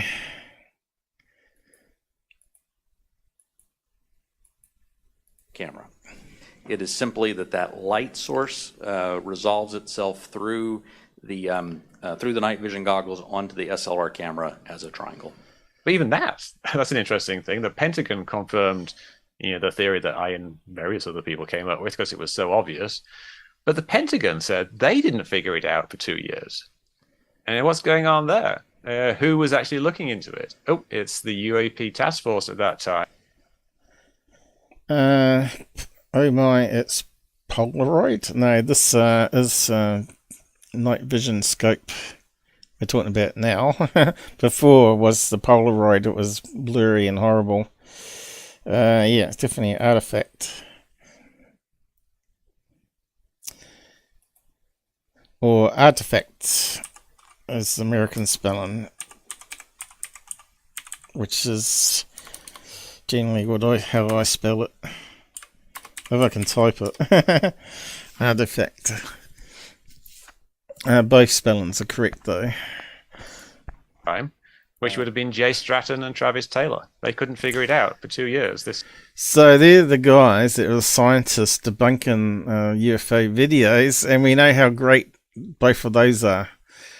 Travis is terrible, as I pointed out in my last live stream, and this guy here seemed a bit clueless as well. Yeah, but if they were doing the debunks on that stuff, then no wonder they got it all wrong. In fact, it wasn't until Mick put out the videos on it that Travis changed his tune on it, I believe. Simple little optical thing. Travis Taylor, PhD in optics, couldn't figure it out.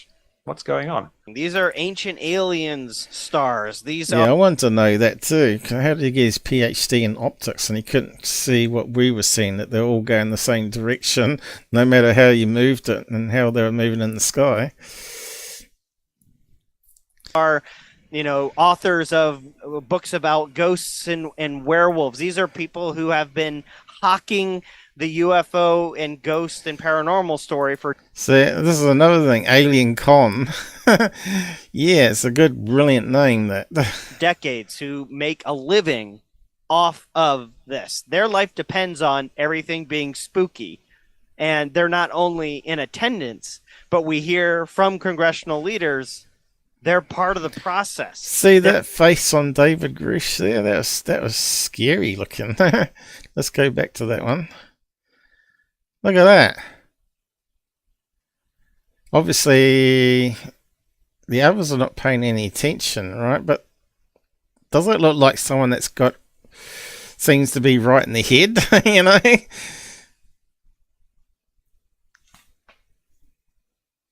I don't know about this guy. I really don't. No leaders, they're part of the process. They're influencing the leaders. They're submitting statements. George Knapp, my buddy Jeremy Corbell. Buddy? They're not and he's also buddy with Blake Cousins. Witnesses, but they've provided some statements on this subject, and I seek unanimous consent to enter those statements into the record, Mr. Chairman. Without objection. Which is just baffling to Without me, because Jeremy objection. Corbell has... They shouldn't even been included. done nothing other than promote a narrative and release the whole bunch of really terrible UFO videos that get almost immediately debunked.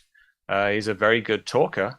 He's quite compelling if you don't know the facts behind the case, but somehow he's managed to have this influence over people in Congress. And he didn't get Bob Lazar there. And Bob Lazar should have been on the panel here because he has been making those claims for many years. He's meant to have the smoking gun evidence and some element 115 that he could just dropped on the table that day, right? Yeah, he doesn't have to give it all up. He can cut off a slice of it just in case it disappears. Now, that's not going to happen, is it? Because we know it's all fake. Bob Lazar is anyway. After the UFO hearing ended, News Nation reported that Congressman Burchett originally had more than just 3 witnesses lined up to testify. Right.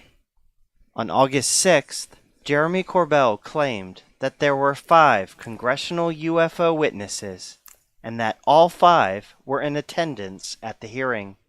So who, according to Corbell, were the other 2 congressional witnesses? George Knapp and himself.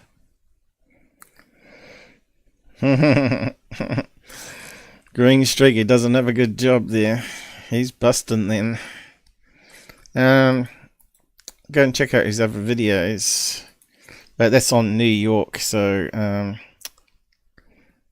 they mix in a lot of other stories. Corbell Exposed, that should be called. Corbell and Knapp Exposed.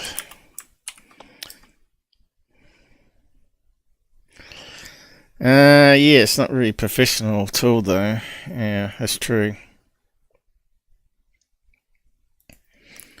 Alright, I'm starting to freeze here and need to go to the toilet, so hopefully the stream's gone alright with all the other technical glitches that we ran into today. Again, have to try and do another live show and tidy up those last bits sometime. But I want to do a Skywatch at some stage. And I think tomorrow the weather's meant to be fine. It looked like it was getting better there. Now the clouds have moved out. Let's have a quick look again.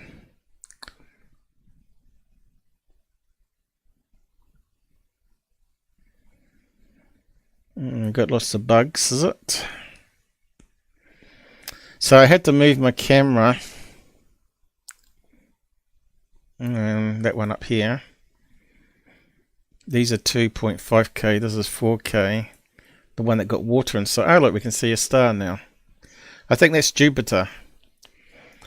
So if we got that tomorrow, we'll do afternoon, well, 3 PM maybe onwards, 4 PM onwards, maybe 5 PM onwards. Somewhere like that, 5 PM onwards. So we got, as the sun's setting, we got some daylight. Hopefully there'll be some planes around. It's very quiet tonight, but you can see there is some fine cloud here, but I believe that's Jupiter.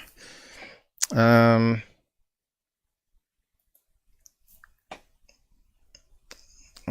sure if we can see it on this one. We've got some, that back light there is annoying me, but we got a lot of critters, rods flying around. You can see the infrared light from this camera and the big camera is just saturating over there with infrared light bouncing off. That's amazing. But yeah, that's the problem with infrared. We pick up all the bugs. And it's just crazy how many bugs there are, and it's not even summer yet. It's just early start of spring. And it's still damn cold.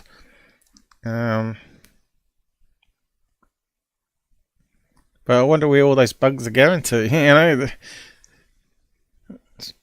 streakers, as Bledsoe called them, right? So we see streakers. Look at that one. That almost looked like a contrail. Meow. Whoa, that one's close to the camera. Pretty cool though. So what? Oh, there's Jupiter there. I reckon that's Jupiter. Just it was up here last night. Looks like it's dropped down a wee bit in 24 hours. So we might be able to see it on the big camera. I might have a quick look here.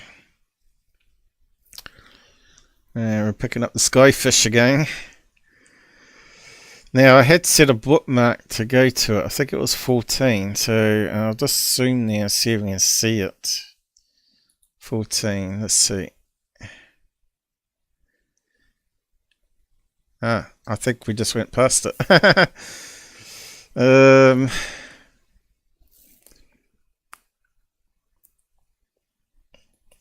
Try 13.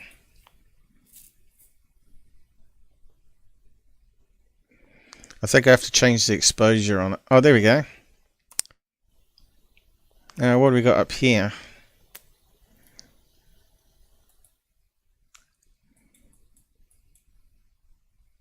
Going the wrong way.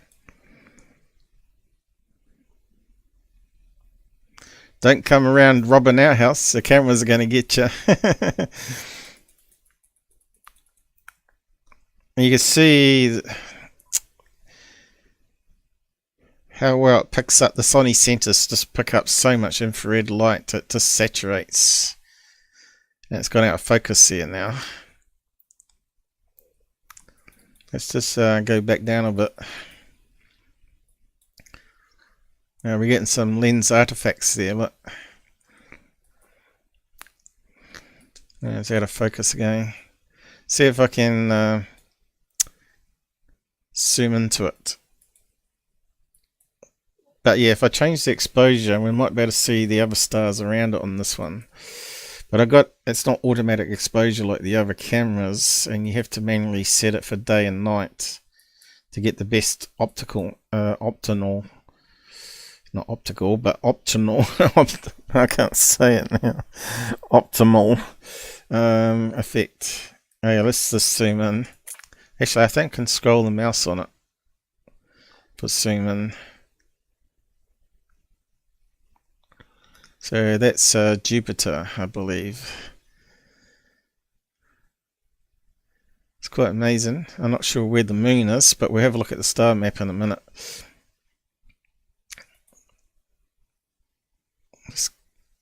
I'm going to go that way. Probably the camera will play up now. Oh, something got close to the camera there. I don't know what it was. Sky bugs everywhere.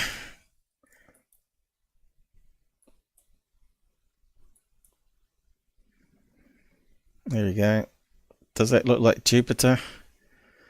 Actually, I might just bookmark that and see if it moves tomorrow. Preset 15.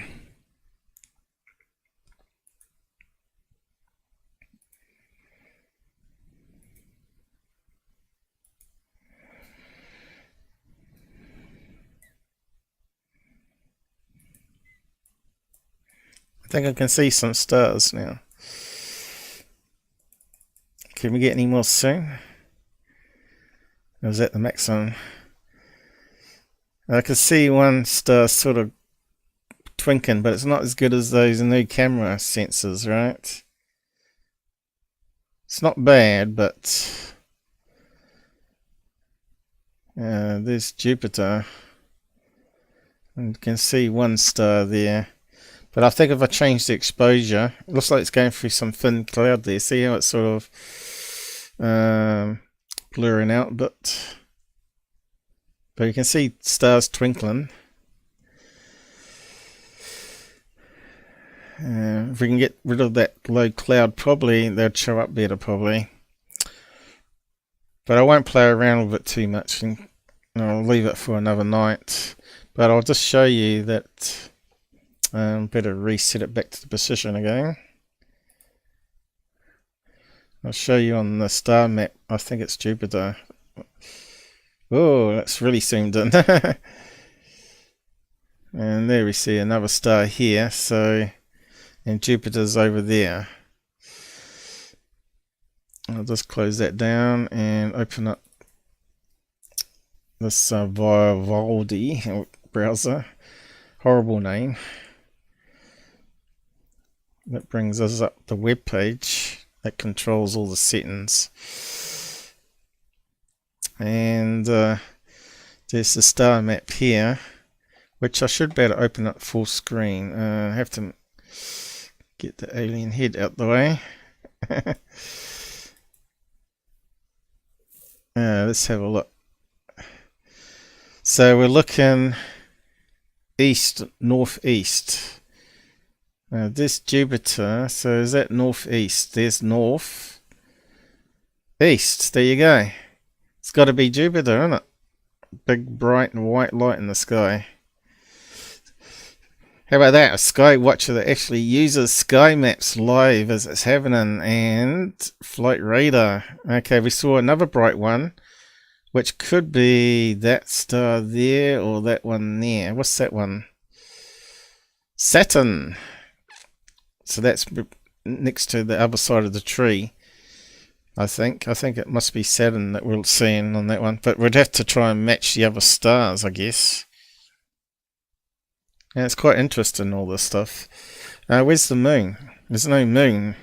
I think if we had a moon in the sky, it'd be even better illuminated. what's that one say there? Where's the Southern Cross? Normally south east, or so, that's it there, isn't it? Is that the Southern Cross? 2 pointers. So I don't think we can see that on the camera. It's too far off the angle. But I can't see any moon. So where's the moon? How do we get out of this one? Escape key, is it? Yeah, there we go. Not a single plane in the sky. How about that? That's terrible. There's the airport, and we're around about here. And not a plane anywhere. So that makes it a wee bit more boring, I guess. Because we'd like to try and see if we can track a plane with the big camera. So I've got other tabs here. What was that one? Tracking Starlinks. So it always pays to use multiple programs. This one's meant to have Starlinks on it, but it only shows you what's visible.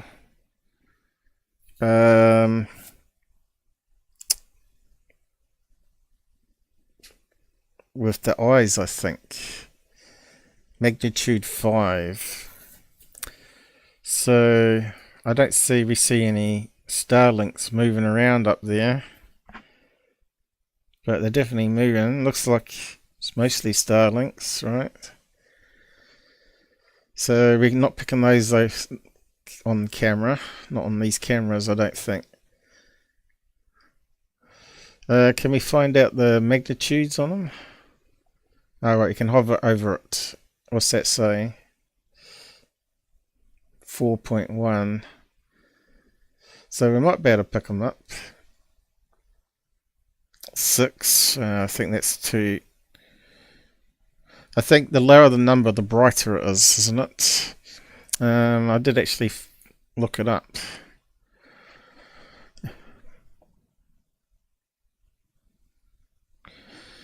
Ever wonder if you can see NOAA satellites from Earth? You can, but it's very difficult. Here we go, magnitude. So yeah, I did keep a page for it. So the sun is negative numbers. So if we had a negative number, so the moon, full moon is negative 12. That's why it illuminates everything on the ground that these cameras pick up. That's why it's so good. So we got Jupiter at the moment. So we're seeing Jupiter. Is that listed here at all? I don't see it. +3 naked eye limit. So 5 that we can go up to on that star chart. And 4, the camera should see it, but I haven't seen any satellites with the camera, tell the truth, yet. But maybe we'll see something, because we haven't really played around with the new setup for a while. Might be able to see it on that wide dual lens one, maybe. I turned off it recording at the same time. 5th of January I turned it off because I thought maybe it was sucking the juice that was getting off the long cable, but I probably can turn that back on, because that gives you the best quality HD on the SD card. But I've got it streaming also to the MVR in the kitchen. Hey, Shogun donated £2 through Super Chat. The aliens I met have just not been down to Earth.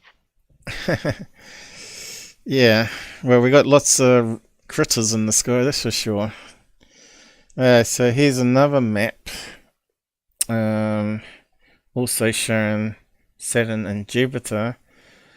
This one's a bit easier to see. It's on a different website, is it? Was it Heavens Above I was using there? Oh no, it's the same one. For some reason I've got this one as well. Is it the same one? No, this one's just the map, I think. Hang on. Yeah, this one doesn't list the satellites. We got the right time and everything. Can't see the moon listed there, so let's find out where's the moon. It's probably behind, below the horizon, right? Visible. Okay, here we go. Jupiter from 12:49 a.m. So that's now. I thought I didn't see it earlier, so it must have come up. And Saturn comes up a wee bit earlier, after dinner time, and then Jupiter shows up. Uranus from Monday. So we should be able to see Uranus too, Neptune, Venus. Haven't seen Venus, but it might be on those other cameras facing the other direction. But where's the moon? What do we got? We can pick it there. Have we got moon listed here at all? No. Planets visible in Christchurch. That's my location. Perfectly visible. There you go. With eyesight, right? Average visibility. Difficult to see. Neptune. Mars. Slightly difficult to see. So you should be able to see that one. Not visible, it says here. Venus. Okay. Mercury, slightly difficult to see. There's so much to learn on this stuff. So we got moon here. Here we go. What's it say about the moon? 2 p.m. it's below horizon. It doesn't come up for... it's 4 o'clock now. It doesn't come up to 6:30 a.m. I'll be in bed by then. So yeah, it's below the horizon at the moment. And if you click on that, you can probably play it back. So it says here with the arrow below the horizon. Can we actually play it forwards? There we go. Look. Hey, and there it comes up with the sun. See that? The moon's visible when the sun comes up. Pretty cool. Yeah. Wee. I like this program. It's really cool. How did we get to select the other ones? I did figure that out. Michael King donated £2.99 through Super Chat. Oh, thanks, guys. So yeah, we're gonna do a lot more on this and figure it all out. Yeah, Shogun, it doesn't matter. I'm not expecting money, as you know. It's just nice to get it because I've got so many outgoings here. All the things that keep breaking down, it's just ridiculous. So, like I said earlier at the beginning of the show, that we had to move the camera looking the other direction because the gas bottle to the kitchen had to be moved there. So that sort of ruined my position I had. Thanks, Michael King, also. I haven't actually got the window up here, so I can't really see if it's working. Yes, it is. Let's see your donations. So it'd be good to see once this video processed, check back later, see if your comments all vanish. Because if they vanish, then it's got to be a Google thing, and we want the other ones back. And your donation should always be visible. Aliens I met have not been here. Okay, yep. Yeah, so how do we get back to the list of planets again? I had figured it out. Full screen, settings. Oh, you click on that, do you? No, magnify. Oh, there we go. That's pretty cool. And we can pick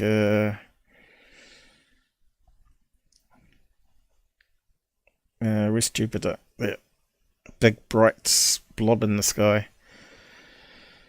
And at the moment, what's it saying here? Oh, right, I've played around with it. Is that that's not the correct time at the moment, is it? So that looks right. So it come up over the horizon northeast. You see northeast coming up. It's really cool. We can see what's actually in the sky without having to guess it's a UFO or whatever. So now 4, and we know it's about up there in the sky. It makes sense. North, between north and northeast. There you go. Bang on. God, that's so sexy, that little program. And whereabouts is Saturn? 5 AM. Where's the compass thing gone on this one? Let's just grab that. Oh, here we go. I got them now. So that's east. Yep. Northeast. There you go. And that would be where the other side of the tree would be. Have to be. Anyway, it's pretty cool. So we can sort of verify that as we go. And that's why I bookmark these tabs, so it's always handy. And we can have a look at the clouds and look at all that rain. It's just off the coast of where we live in here. It's out to sea. Hopefully it doesn't come this way. Has it got a play button for it? On that one. Yeah. That's made it super big. I'll go in a bit. Can we drag it? No. Well, that's why we can see some cloud and some stars, because we've got a good gap there at the moment. I reckon it's going to be a good day tomorrow, so we'll see what happens. Fingers crossed that we can do a show. Oh, there's the play button up here. Super big, is it? No, where's the play button? There. Okay. Let's see how the cloud's moving. Was it not playing? Can we get it to repeat, maybe?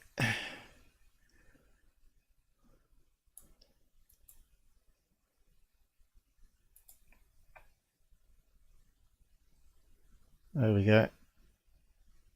Coming up. Swirling around. Then we went to the dark. Whoa! So it must be another satellite merged with it or something. We're a bit confusing there. Probably best to watch on big screen. So if I go right click, toggle open pop up. It screws up a wee bit, but it's an add-on I've got to work it with this crazy browser with multiple views. And now we've got full screen. But we can also here, if I scale it back down,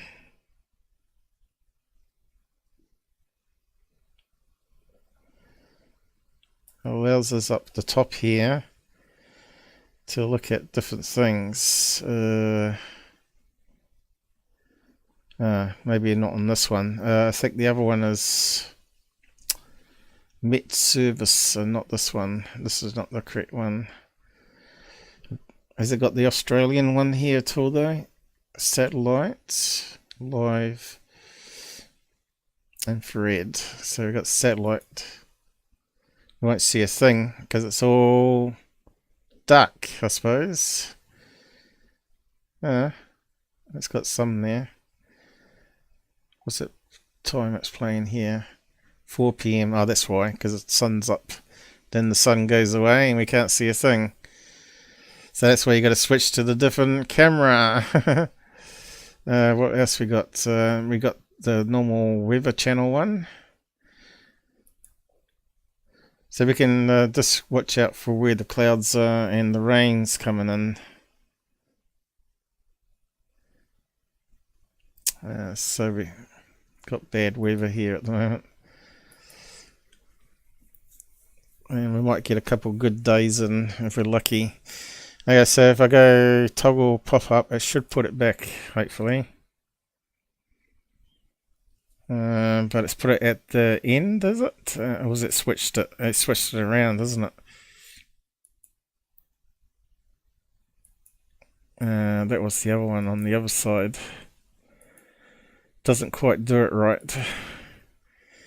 How do you switch it on this? Drag it? No. Up here probably. Drag it that side. Oh, there we go. That's easy to fix. Moon is only 6.9% light, so that's why we can't see that, and it's below your horizon anyway. So yeah, got all the information on their fingertips, weather, planets, overhead thing, files we don't need. Yeah, so yeah, I got it all set up quite nice, I think. Should be a lot of fun sitting here watching the planes fly past anyway. I just want to do it daytime to nighttime if I can, as long as we don't get no damn clouds. So yeah, I'll just catch up on the side comments. Venus gets confused with UFOs. Well, you can see how bright Jupiter is out there, right? Now, one night I was walking the dog and I was looking straight up, and I could swear it was a UFO, but it wasn't moving very much. It was moving probably a foot and wobbling around, right?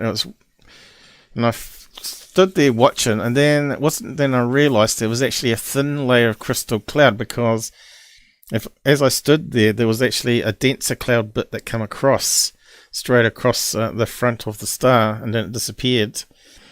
It was just simply a planet, I think, not a star. I think it was probably like Jupiter or Venus, and it was the ice crystals was refracting the light, so it looked like it was moving in the sky.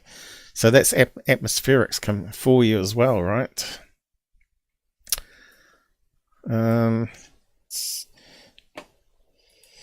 if you ever watched my very first episode, I got fooled by this Venus in the sky. And I was using the apps even back to my first episode 8 years ago. So now I'm being hassled by Skywatchers because I debunked their videos on Twitter. I think Mike King has spotted that. The chit chat going on. They didn't like me debunking the one I said was a lead kite, RC lead kite flying past.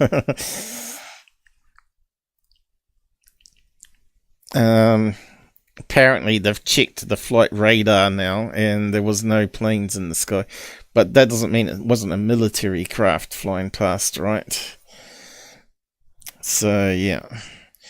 Especially by people in cars, because you get... what's that? You get... feeling star is moving, yeah. Parallax effect, right? But it's you and star that is moving, yeah. And of course, those airplanes that look like they're still in the sky. You just get the right angle and speed to it, and it looks like it's just hovering in the sky with a front wind. But you do get the Piper, the banner planes. They do, if you get a strong enough headwind, they will simply just hover in place, and the airflow going over the wings keeps the lift. People said that's the Matrix and all sorts of, all these fraud sites saying that it proves the Matrix and all that sort of holographic universe and all that sort of nonsense, when it's simple physics. You only got a certain size motor on those little banner planes, and once you get a 15-knot headwind, with a load on the back, which the banner is a big drag, right? That's how it works. That plane's just going to be stuck hovering there until either changes direction, if it can, or the wind dies down a wee bit for it to start moving again.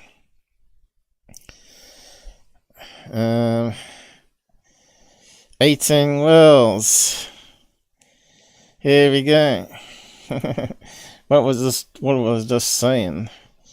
I didn't debunk shit. You have no proof of anything. Well, you haven't proven me wrong otherwise either, have you? Prove me wrong. You can't, because you didn't do you didn't do sky watching correctly. You didn't use the apps at the time.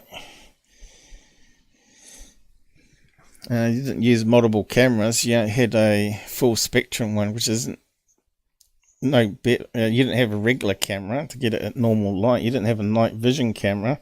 You didn't have a locked off camera. And if I listen to the audio on that one, it sounds like a little engine in the background to me. So, yeah. I don't know. You got to prove to me that I'm wrong.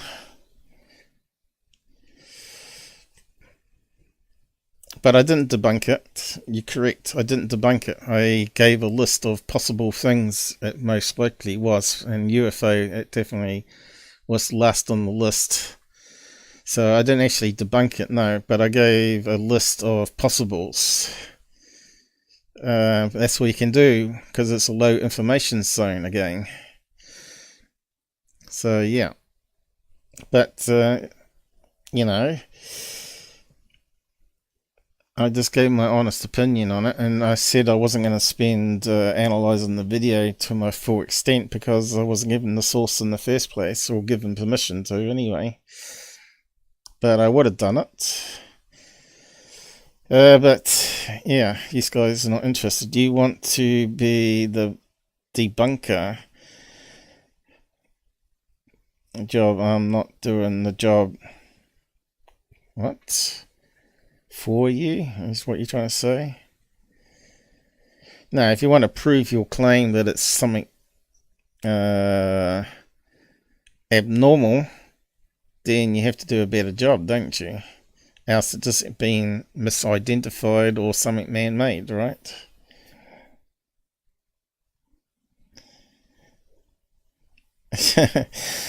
Yeah, 6 watching. Was there 6 watching? Oh, there's 5 watching. You know, I didn't. You can see I didn't block sightings on Twitter and on here. I just debunked him on Discord because he was swearing and abuse at me, and I just don't want that. It's disrespectful, you know. I never called you names. There you go. The truth shall set you free. You didn't debunk it. I never said I debunked it. I gave my what do you call it? Objective analysis and viewpoint on it, and I gave you examples, side by examples of what I was talking about. Not bad for a live debunk, you know, going as doing it live, especially early in the morning, that most of these things are. But I thought I have been very fair to you guys, but now you're sort of swearing at me and making all these weird claims in public about me. Kind of makes me feel that that you're basically shilling me, right? Because this is what happens. I debunk GoofOn, I get attacked with abuse and name calling. That always happens. Doesn't matter who it is. Who was that woman in UK? Marie UFOs. Same business there.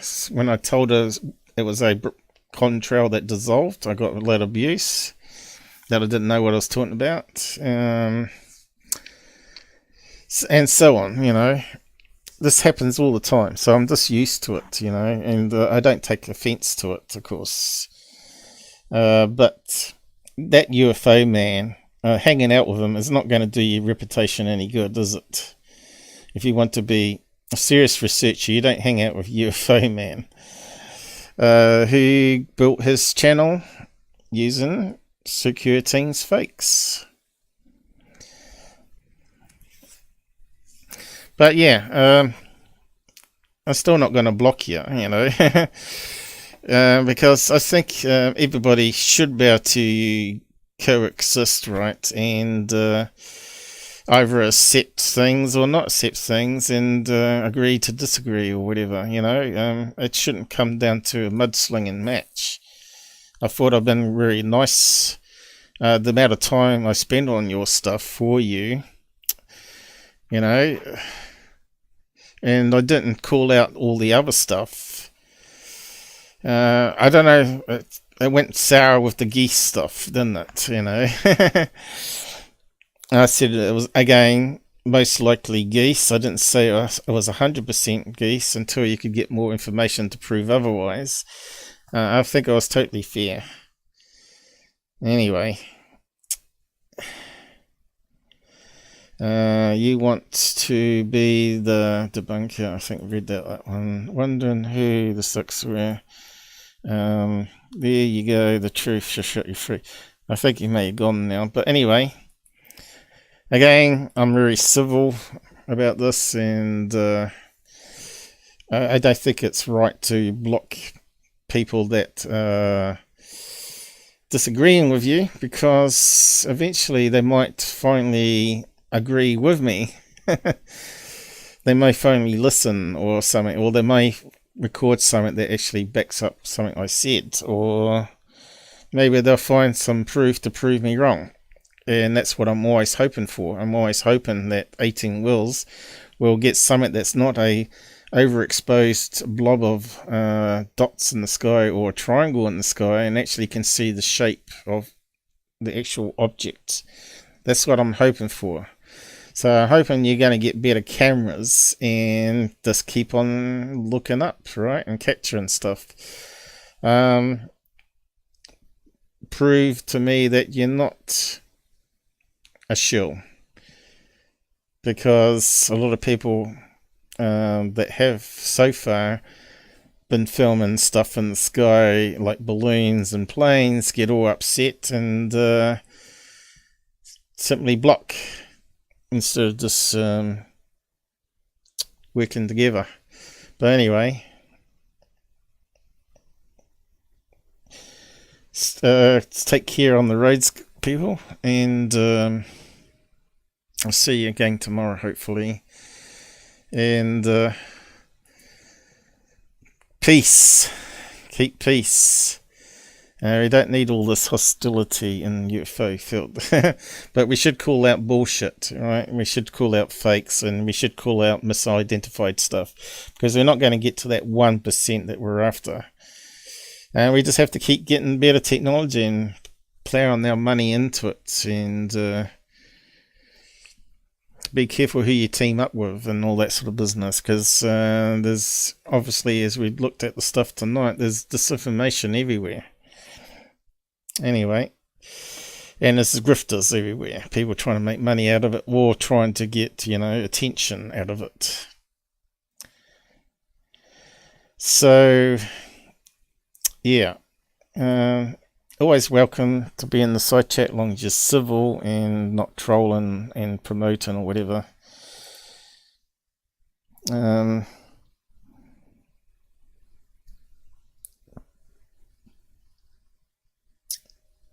Geese, I think so. I think that's where it all started, with the geese one. But I thought I made a list there too, didn't I? I said it most possibly is geese. I didn't say it was 100% absolute geese. I don't think we can be 100%. You know? Because we're looking at really small dots. It wasn't close. Yeah, he probably knows. Anyway,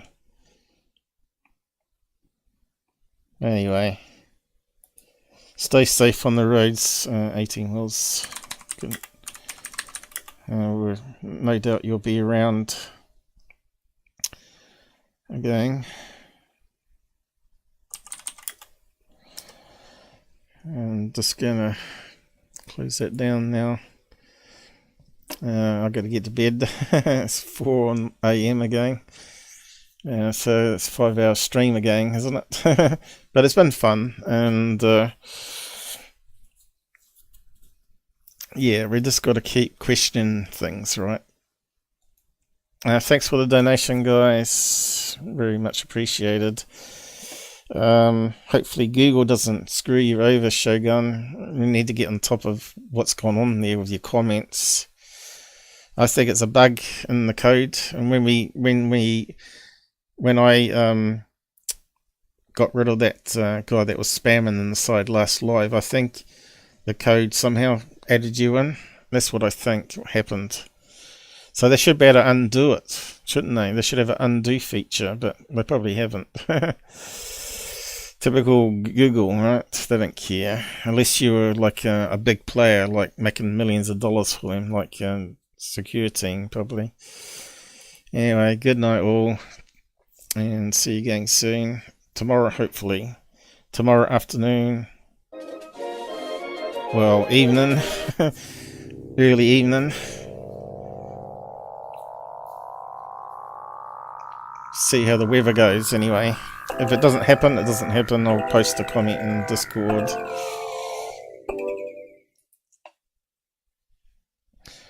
We need some planes, so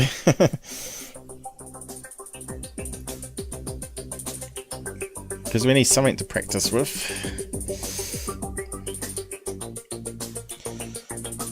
Oh, I think I got that too loud, didn't I? I forgot to change it. Oh no, I did change it, didn't I? Yep, that's alright then.